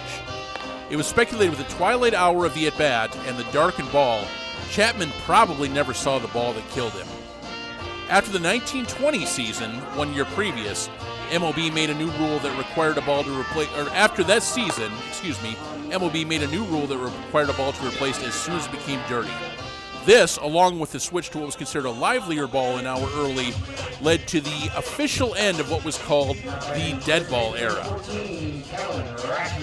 And Kellen Rasmussen up for the bottom of the seventh for the Hawks.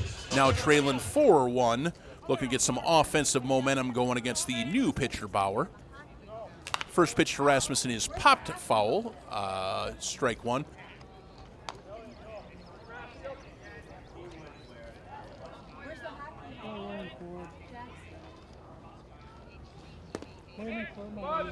And that pitch misses down low. I am plugging it in. It's not.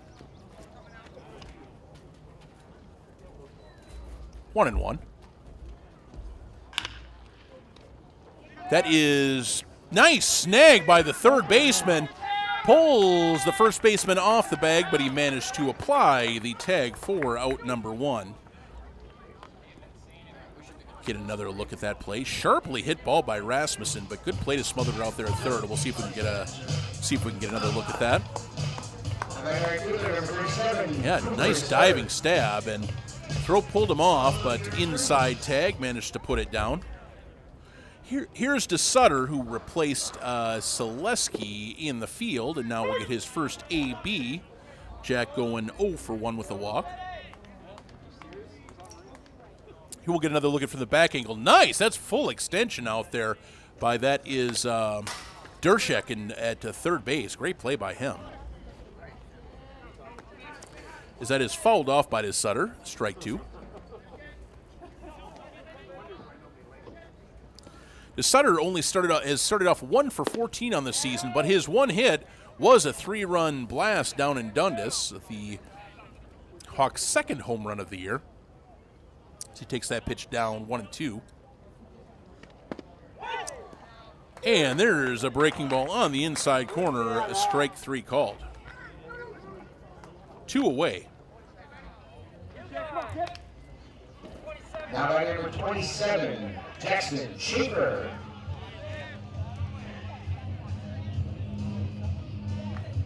Oh, is this Jackson? Jackson Schaefer. Jackson Schaefer getting his first AB of the season for the Hawks. Great to see. As that pitch is down and away, ball 1.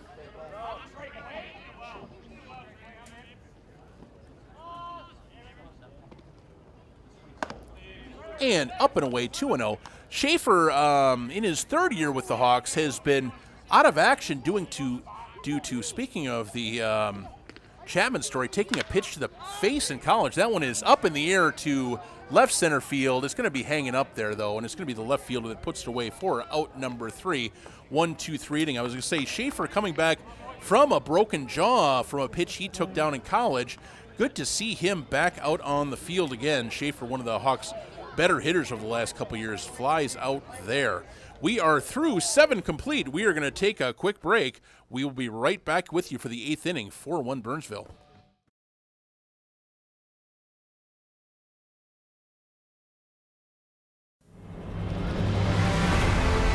But here is the difference for the class of 1990. We went from Mile High Eagles to Al and Peg. I know you're all excited about Y2K. You could lose power or party like it's 1999. Hastings High School has been graduating seniors. This is the first commencement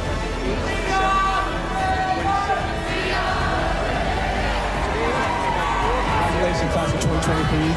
Go Raiders! Funding for community TV is in rapid decline, and HCTV will not survive without your help. Let your local representatives know that you support community TV. To learn more, visit savecommunitytv.com.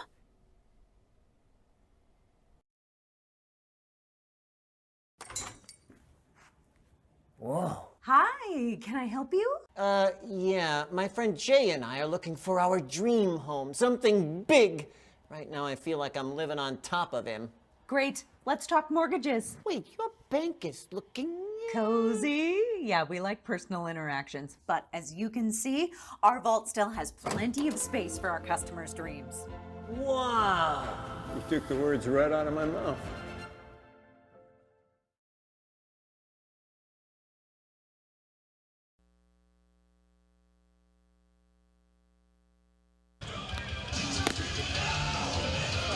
Okay, back top 8. New pitcher for the Hawks, lefty Trace Brayton. 3 appearances, 3 to third innings, 2 runs, 2 hits, 2 earned runs, 5 walks, 2 strikeouts, 5.40 ERA, and limited action for the Hawks. Max Kaplan re-enters at shortstop for Schaefer, and Corey Walters out to left field replacing Kimmis. First pitch from Brayton 2. This is going to be Colin Heckman is in for a strike. 0-1. There's a chopper behind second base. Krebs, nice backhand and throw over to first base. One away. That's a nice looking play. That ball was pretty much straight up the middle. And a nice backhand play by Krebs and throw across. See if we can get another good look at that here. Good job planting and good throw over to Johnny Tegelin at first base. One away. He's kind of hidden behind the pitcher. But here's Dorshek. Single strikeout and line out. Taking strike 1.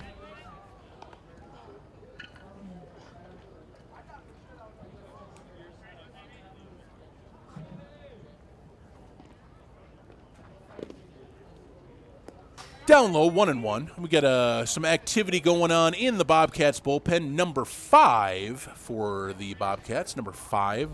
See if we can get a name on that here. Oh, I do have the sheet.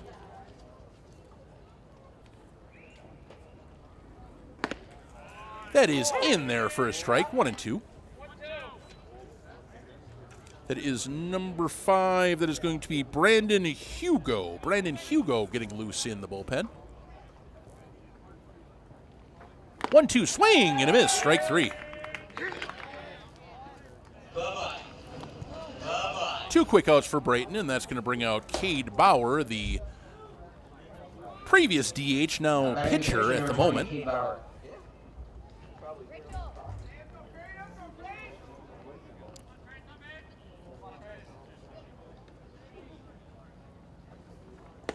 Swing and a miss. Strike 1 from Bauer.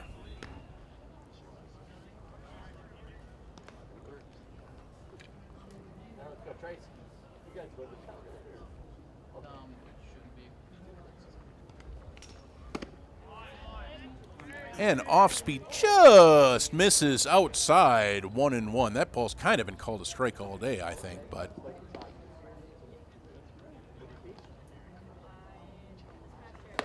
1-1, swing and a miss, strike 2.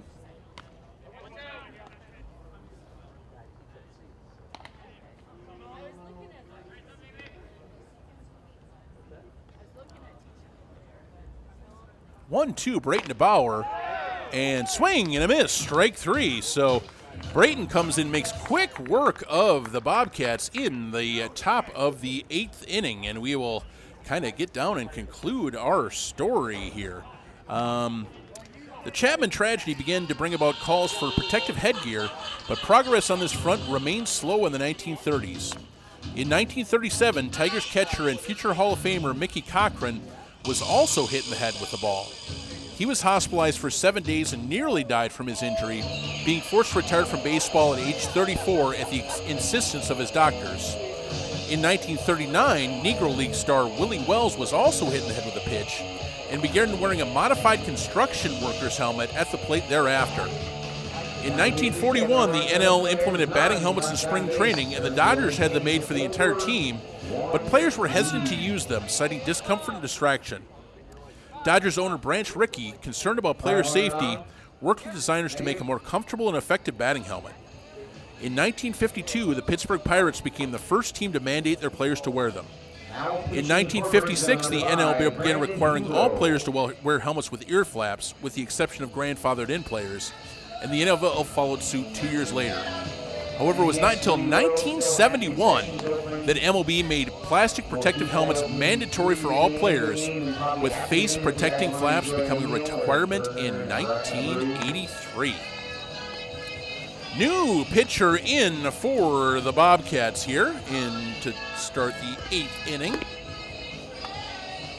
That is going to be the aforementioned number 5, Hugo. Tickets, we're going to give away some Applebee's 2 for $20.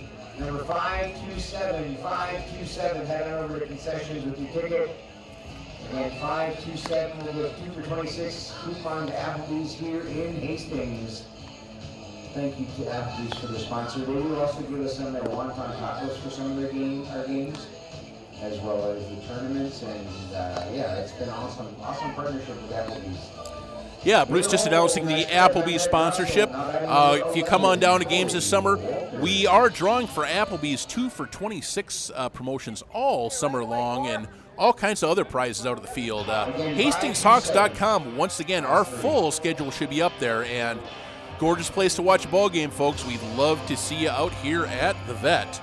Corey Walters is going to lead off the bottom of the 8th here for the Hawks after replacing Cade Kimmis in the field last inning. First pitch to him is inside for a ball. New pitcher in the bullpen, Reese Cox, is getting loose for the Hawks as Corey takes a pitch away, ball 1.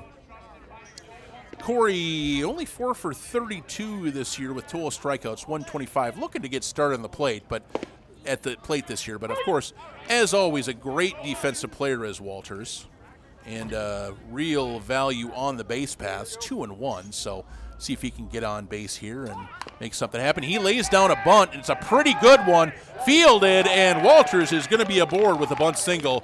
And if Derek Simon is watching the game, that should make him very happy wherever he is, and maybe bring him out of his cold a little bit, I hope. So Walters leads off the bottom of the 8th with a bunt single, and that's going to turn it back over to Nolan Drossel.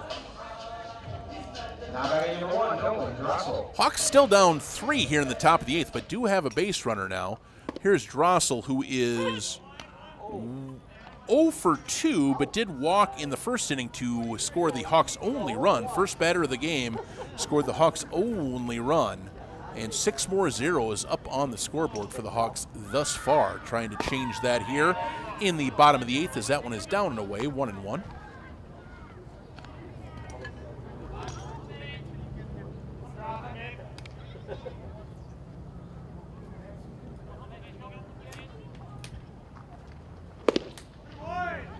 There's a strike on the outside corner, 1-2. Just been pretty generous outside kind of all day long. Umpire's definitely been consistent with his calls for most of the game as far as I can tell. 1-2 delivery is past the first baseman into right field for a base hit. Walters will stop at second base. Strong throw in by the right fielder shows that the hold sign at third down there from Jordan Jeske probably a good idea, especially with the Hawks down 3 and looking for base runners. And now they've got a Max Krebs with nobody out coming to the plate representing the tying run for the Hawks. And great speed on the base paths to try to do something if they want to. But again, down 3, only 6 outs left to go. I don't know how aggressive they're going to be. We shall see. First pitch to Krebs sails outside for a ball. Krebs 2 for 3, a couple of singles in 3 trips surrounding a pop out. That one is off to the right into short right field. Diving attempt is going to get past the right fielder. Walters had to hold. Everybody is going to have to hold up as just a short flare bounced past the right fielder, but not far enough to get anybody home. Let's see if we can get a replay on that. Just a very short play to right field. You can see that he got his glove on it enough to keep it from rolling past him. So like I said, Walters and Drossel having to hold on the play. Cannot score, but they're going to be loaded up now for Evan Kryn with nobody out. Jordan Jeske down from third base to give him some words of encouragement in the batter's box. Ski coaching third with skipper Sean Matson unavailable tonight. Sean working some evenings, and with a non-league game, he decided to turn things over to Ryan Selesky and the boys here.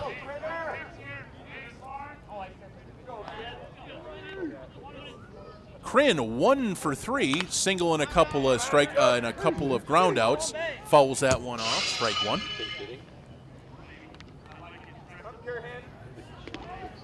Playing it tight at the corners, and about halfway in the infield are the Burnsville batters, as that one is down in the dirt. Good block back there.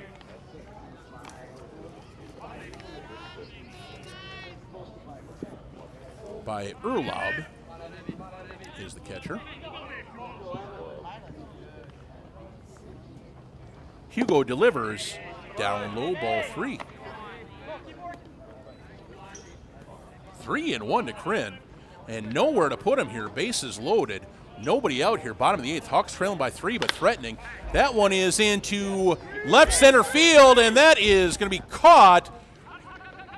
Heading for the plate is going to be Walters. He'll score, and that'll bring it to 4-2. Throw comes back into third base to keep the other runners from advancing.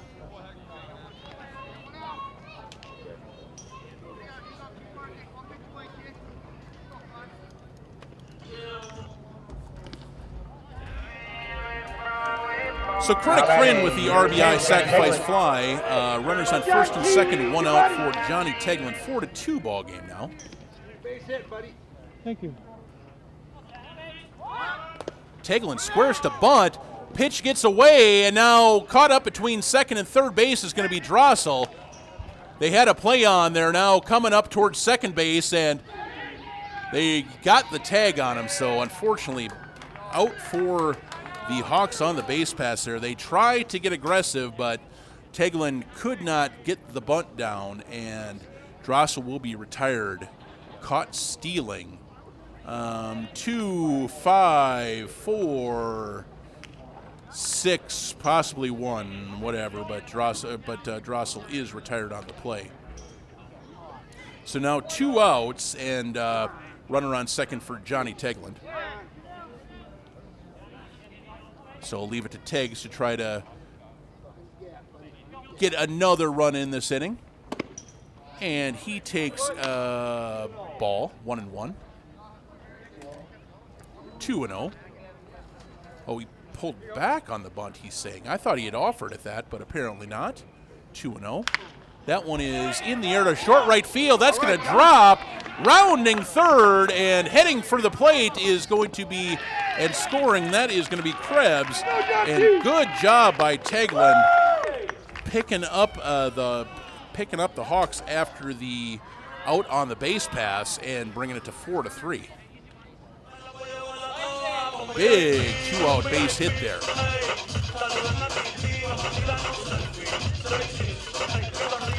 We're going to need a pinch runner at first base. That's going to be Denny Reinhardt. Nick Grant now running number 21, Dennis Reinhardt.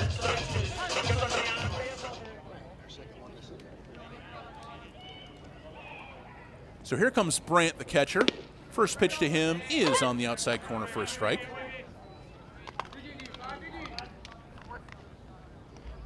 4-3 Burnsville now.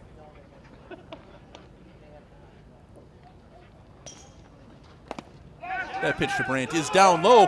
Pitch gets down under the batter. Head down to second, run down to second base, and he is out. Pitch does not get far enough away, and Reinhardt is cut down on the base paths. Did get away from the catcher, but let's take another look at it here. Get another look at the play.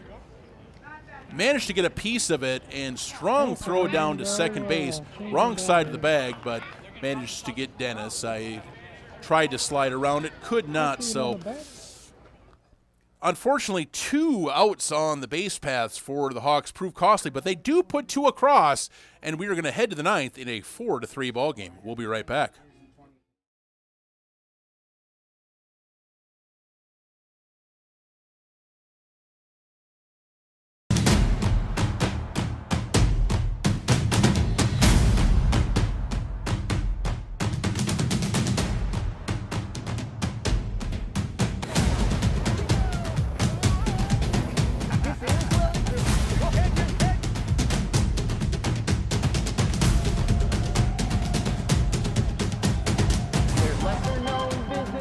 Some you've heard of more, but it doesn't bother me because I just love to explore.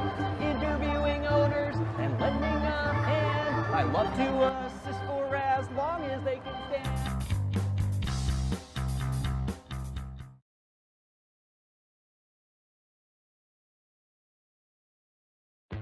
He gets the pin.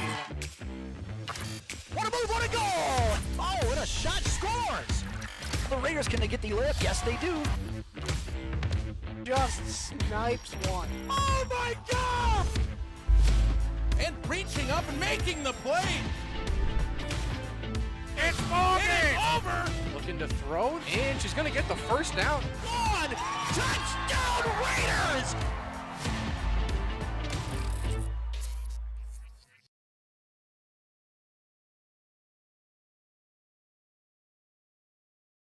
For the top of the 9th inning, it's going to be Reese Coxon for the Hawks to try to hold this lead to 1 and give the Hawks a chance to square it up or walk it off in the bottom of the 9th inning. Coxie, 6 games, 18 innings pitched, 14 hits, 6 runs, 31 strikeouts, 15.5 per 9 for him, and 1.50 ERA, so been very effective early in his Hawks career with strike 1 across, and that one is fouled off for strike 2. This is going to be top of the lineup due up for Burnsville, so Erlaub takes a pitch up high, 1-2. Erlaub is 0 for 4, a bounce out and 3 fly ball outs.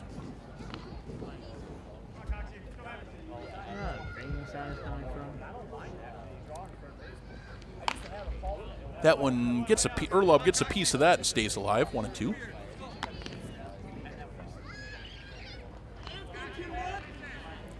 See Cox with his blue tinted glove there with the 1-2 delivery. Down and away, 2-2.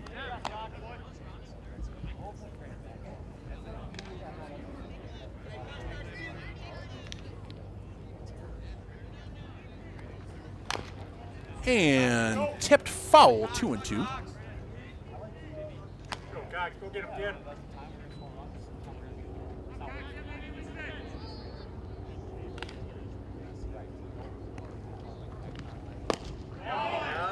Oof, 2-2 just misses just a bit low, 3-2. There's a black hawk going on.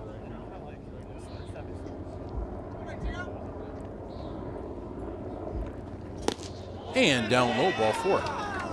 They forget to mention the re-entry at first base number 10, Johnny Tegeland. And Tegeland re-entered at first after Reinhardt pinch hit for him last inning. Now by number 15, Tyler Hill. So here comes Hill. 0 for 2, pop-out, strikeout, single, and a walk, and scored in the 7th inning. There is a bunt foul, strike 1. Here we go. What you doing? Take it away. Right. Cross. Right. Got it. Here you go. Snap throw back to first base, runner back. As I believe the pitch was outside for a 1-1.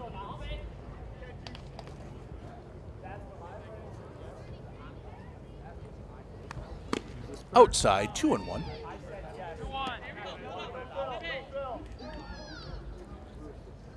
I am on preset.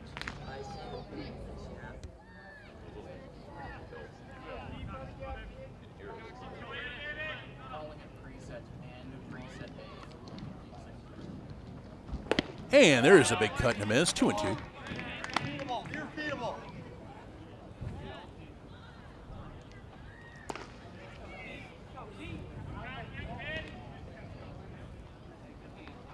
Swing and a miss, strike 3.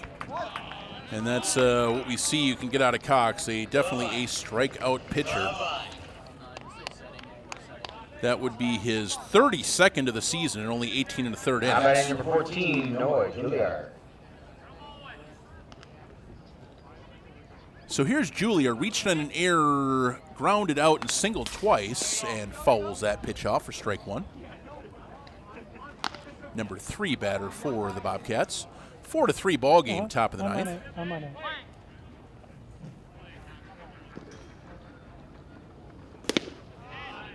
There's a strike called, 0-2.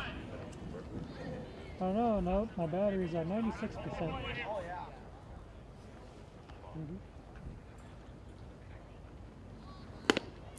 And just outside, 1-2.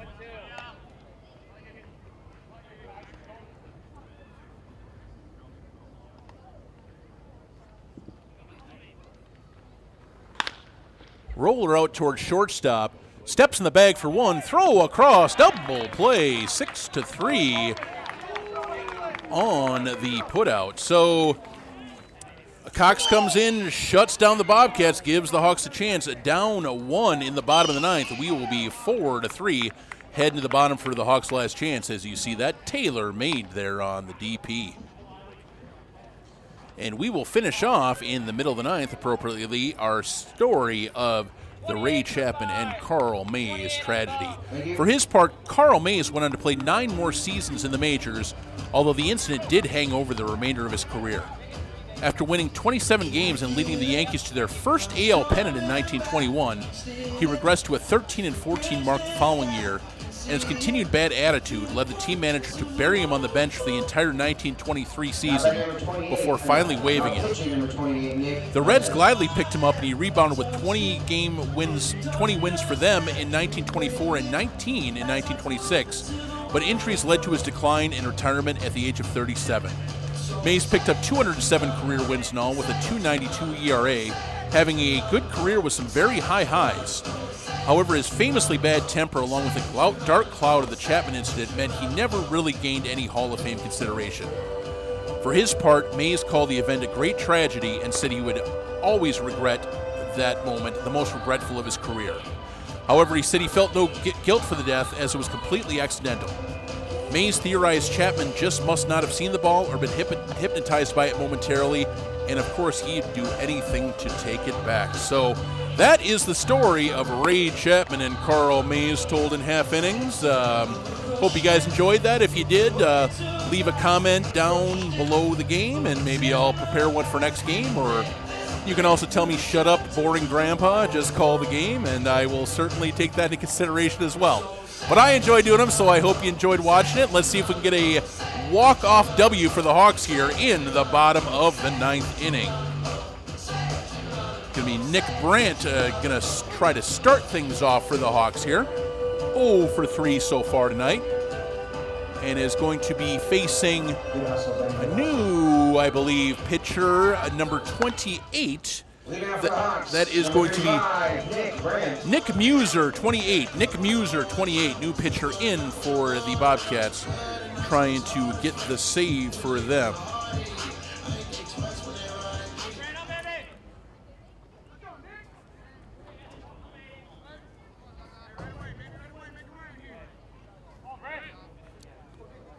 Muser leans in for the sign, and righty prepares to deliver from the stretch. Swing and a miss, strike one.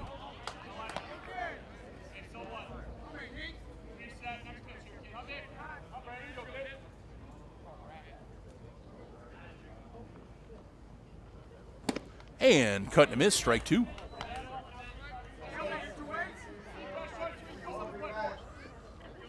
Oh, 2 to Brandt.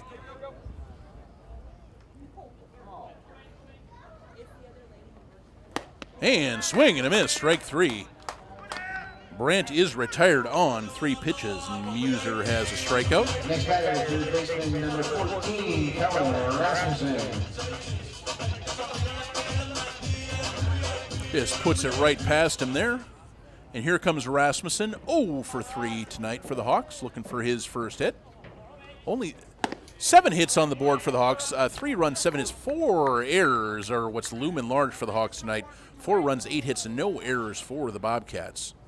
Really, those errors are kind of what opened the door for that 2-run 7th for the Bobcats. That really is the difference so far as Rasmussen peels that one off to the right. Strike one. 2 errors in that inning. Allowed to 2 unearned runs on Gavin Ottman, who really did pitch a phenomenal ball game out there tonight. I don't have his final line, but see if we can get that. As that one is up the middle for a base hit. So Hawks have the tying run aboard as Rasmussen singles up the middle. Again, like I said, I believe he only has 1 hitless game this season in 9 games, and I believe, this is number 10. So now we're going to get Selesky re-entering for Sutter. In town ball, for those of you who don't know, a starter can leave the game once and re-enter. So that is what the Hawks are doing here. Sutter played a couple innings in the field and struck out in the 7th inning. Jack is 0 for 1, walked and struck out. Takes strike one here.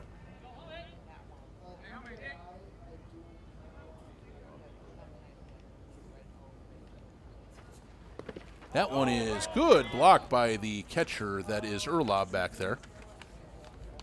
Pitched down and away.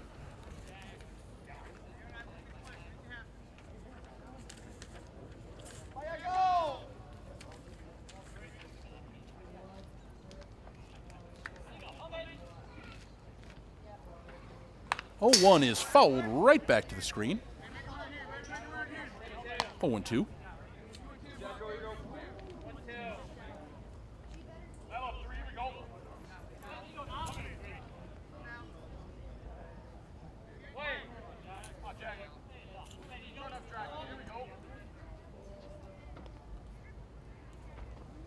Oh, 2 is high, 1-2.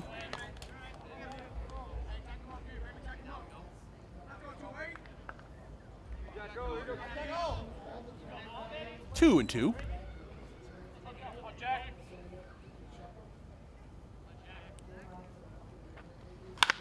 That one is rolled through the hole between first and second for a single. Rasmussen holding up at second base, and the Hawks now have the winning run aboard with Max Kaplan. Oh, no, excuse me, Jason Greeter stepping up to the plate to bat for Kaplan.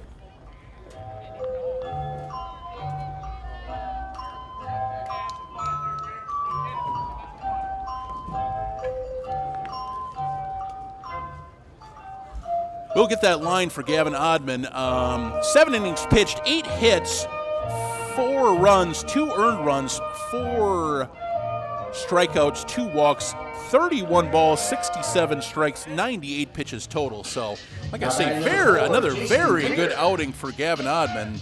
where he didn't get quite as good as he deserved, probably the second in a row following that Dundas game last Friday. So here's Greeter.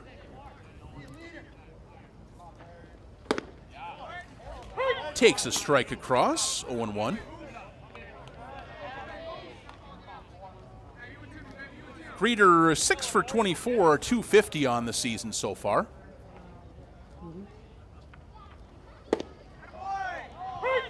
And takes a strike down at the knees for strike 2. Greeter thought it was low, looked a little bit low from up here, but ump says strike 2.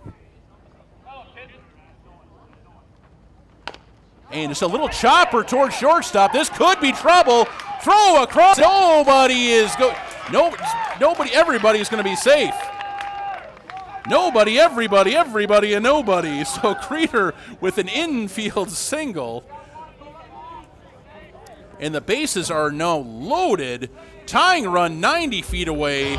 Winning run on second base. One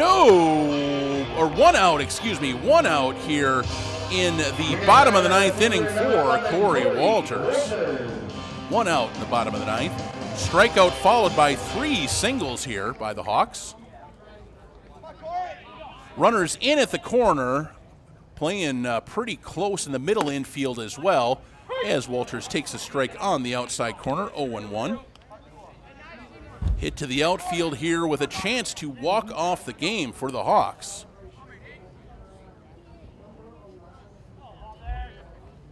And swing and a miss, strike 2, 0-2.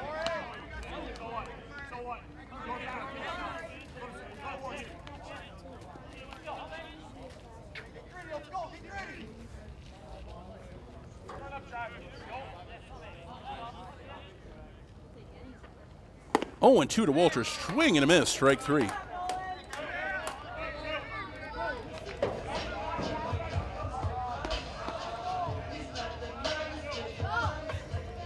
So here comes Drossel, 2 for 4, representing the last chance for the Hawks. Number 1, Nolan Drossel.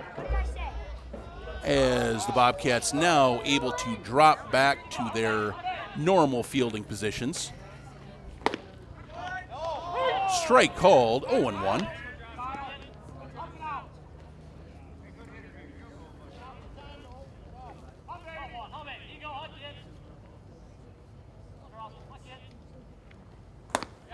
Up and away, 1-1. 3 singles sandwiched around 2 strikeouts for the Hawks. Tying run 90 feet away, a winning run 180 feet away, 4-3 here in the bottom of the ninth. Nolan Drossel trying to be the hero for the Hawks, and he golfs that one foul, 1-2.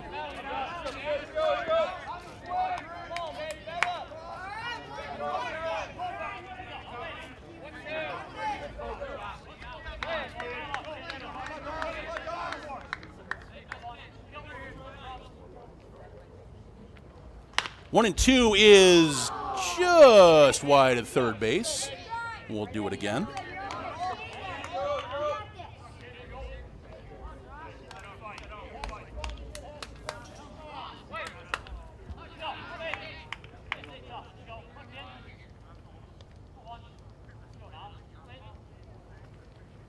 One, 2 is flared off to the left. That's going to get out of play, and we'll do it again.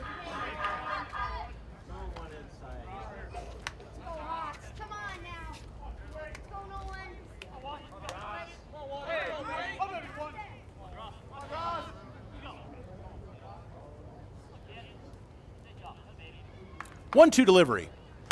That is popped up. Reaching over and putting it away right at the line will be the third baseman, Dorshek, and that will do it for the Hawks and the game. They put up a valiant attempt to try to rally, but fall short 4-3 here at Vets Park. Really good ball game. Really biggest problem for the Hawks was just those infield errors, a couple of them, in the 7th inning, leading to those 2 big runs for the Burnsville Bobcats, which ended up being the difference in the game. But also a really good competitive ball game against one of the top 8 teams in state. Hawks on a bit of a losing streak here. Will try to break out of it with going down to St. Patrick on Friday night. Hawks' first trip down to the section rival. So just after coming close on Sunday, come tantalizingly close again here tonight, but just can't quite get over the hump. But hey, we'll keep our heads up like another really well played ball game. 3 runs, 10 hits, those 4 errors, big on the board for the Hawks, and Burnsville is going to win it 4-3. Our upcoming broadcasts, we got Legion against Farmington coming up tomorrow here on HCTV.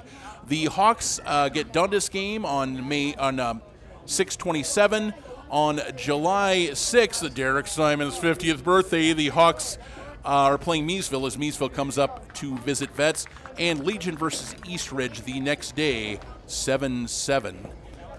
So thanks everybody for joining us here at Vets Park and on HCTV and wherever else you may be listening to the game. Our producer-director tonight has been Hunter Pinky. I've been Johnny Stocker. Our camera operators were Ian Andrusek, Max Slocum, and Will Celine. Hunter Pinky on the Gravison replay, and Tori Selner is the scoreboard operator. Thank you for listening to tonight's HCTV, listening and watching tonight's HCTV presentation of Hastings Hawks Baseball, and we will see you next time. Have a good night, everyone.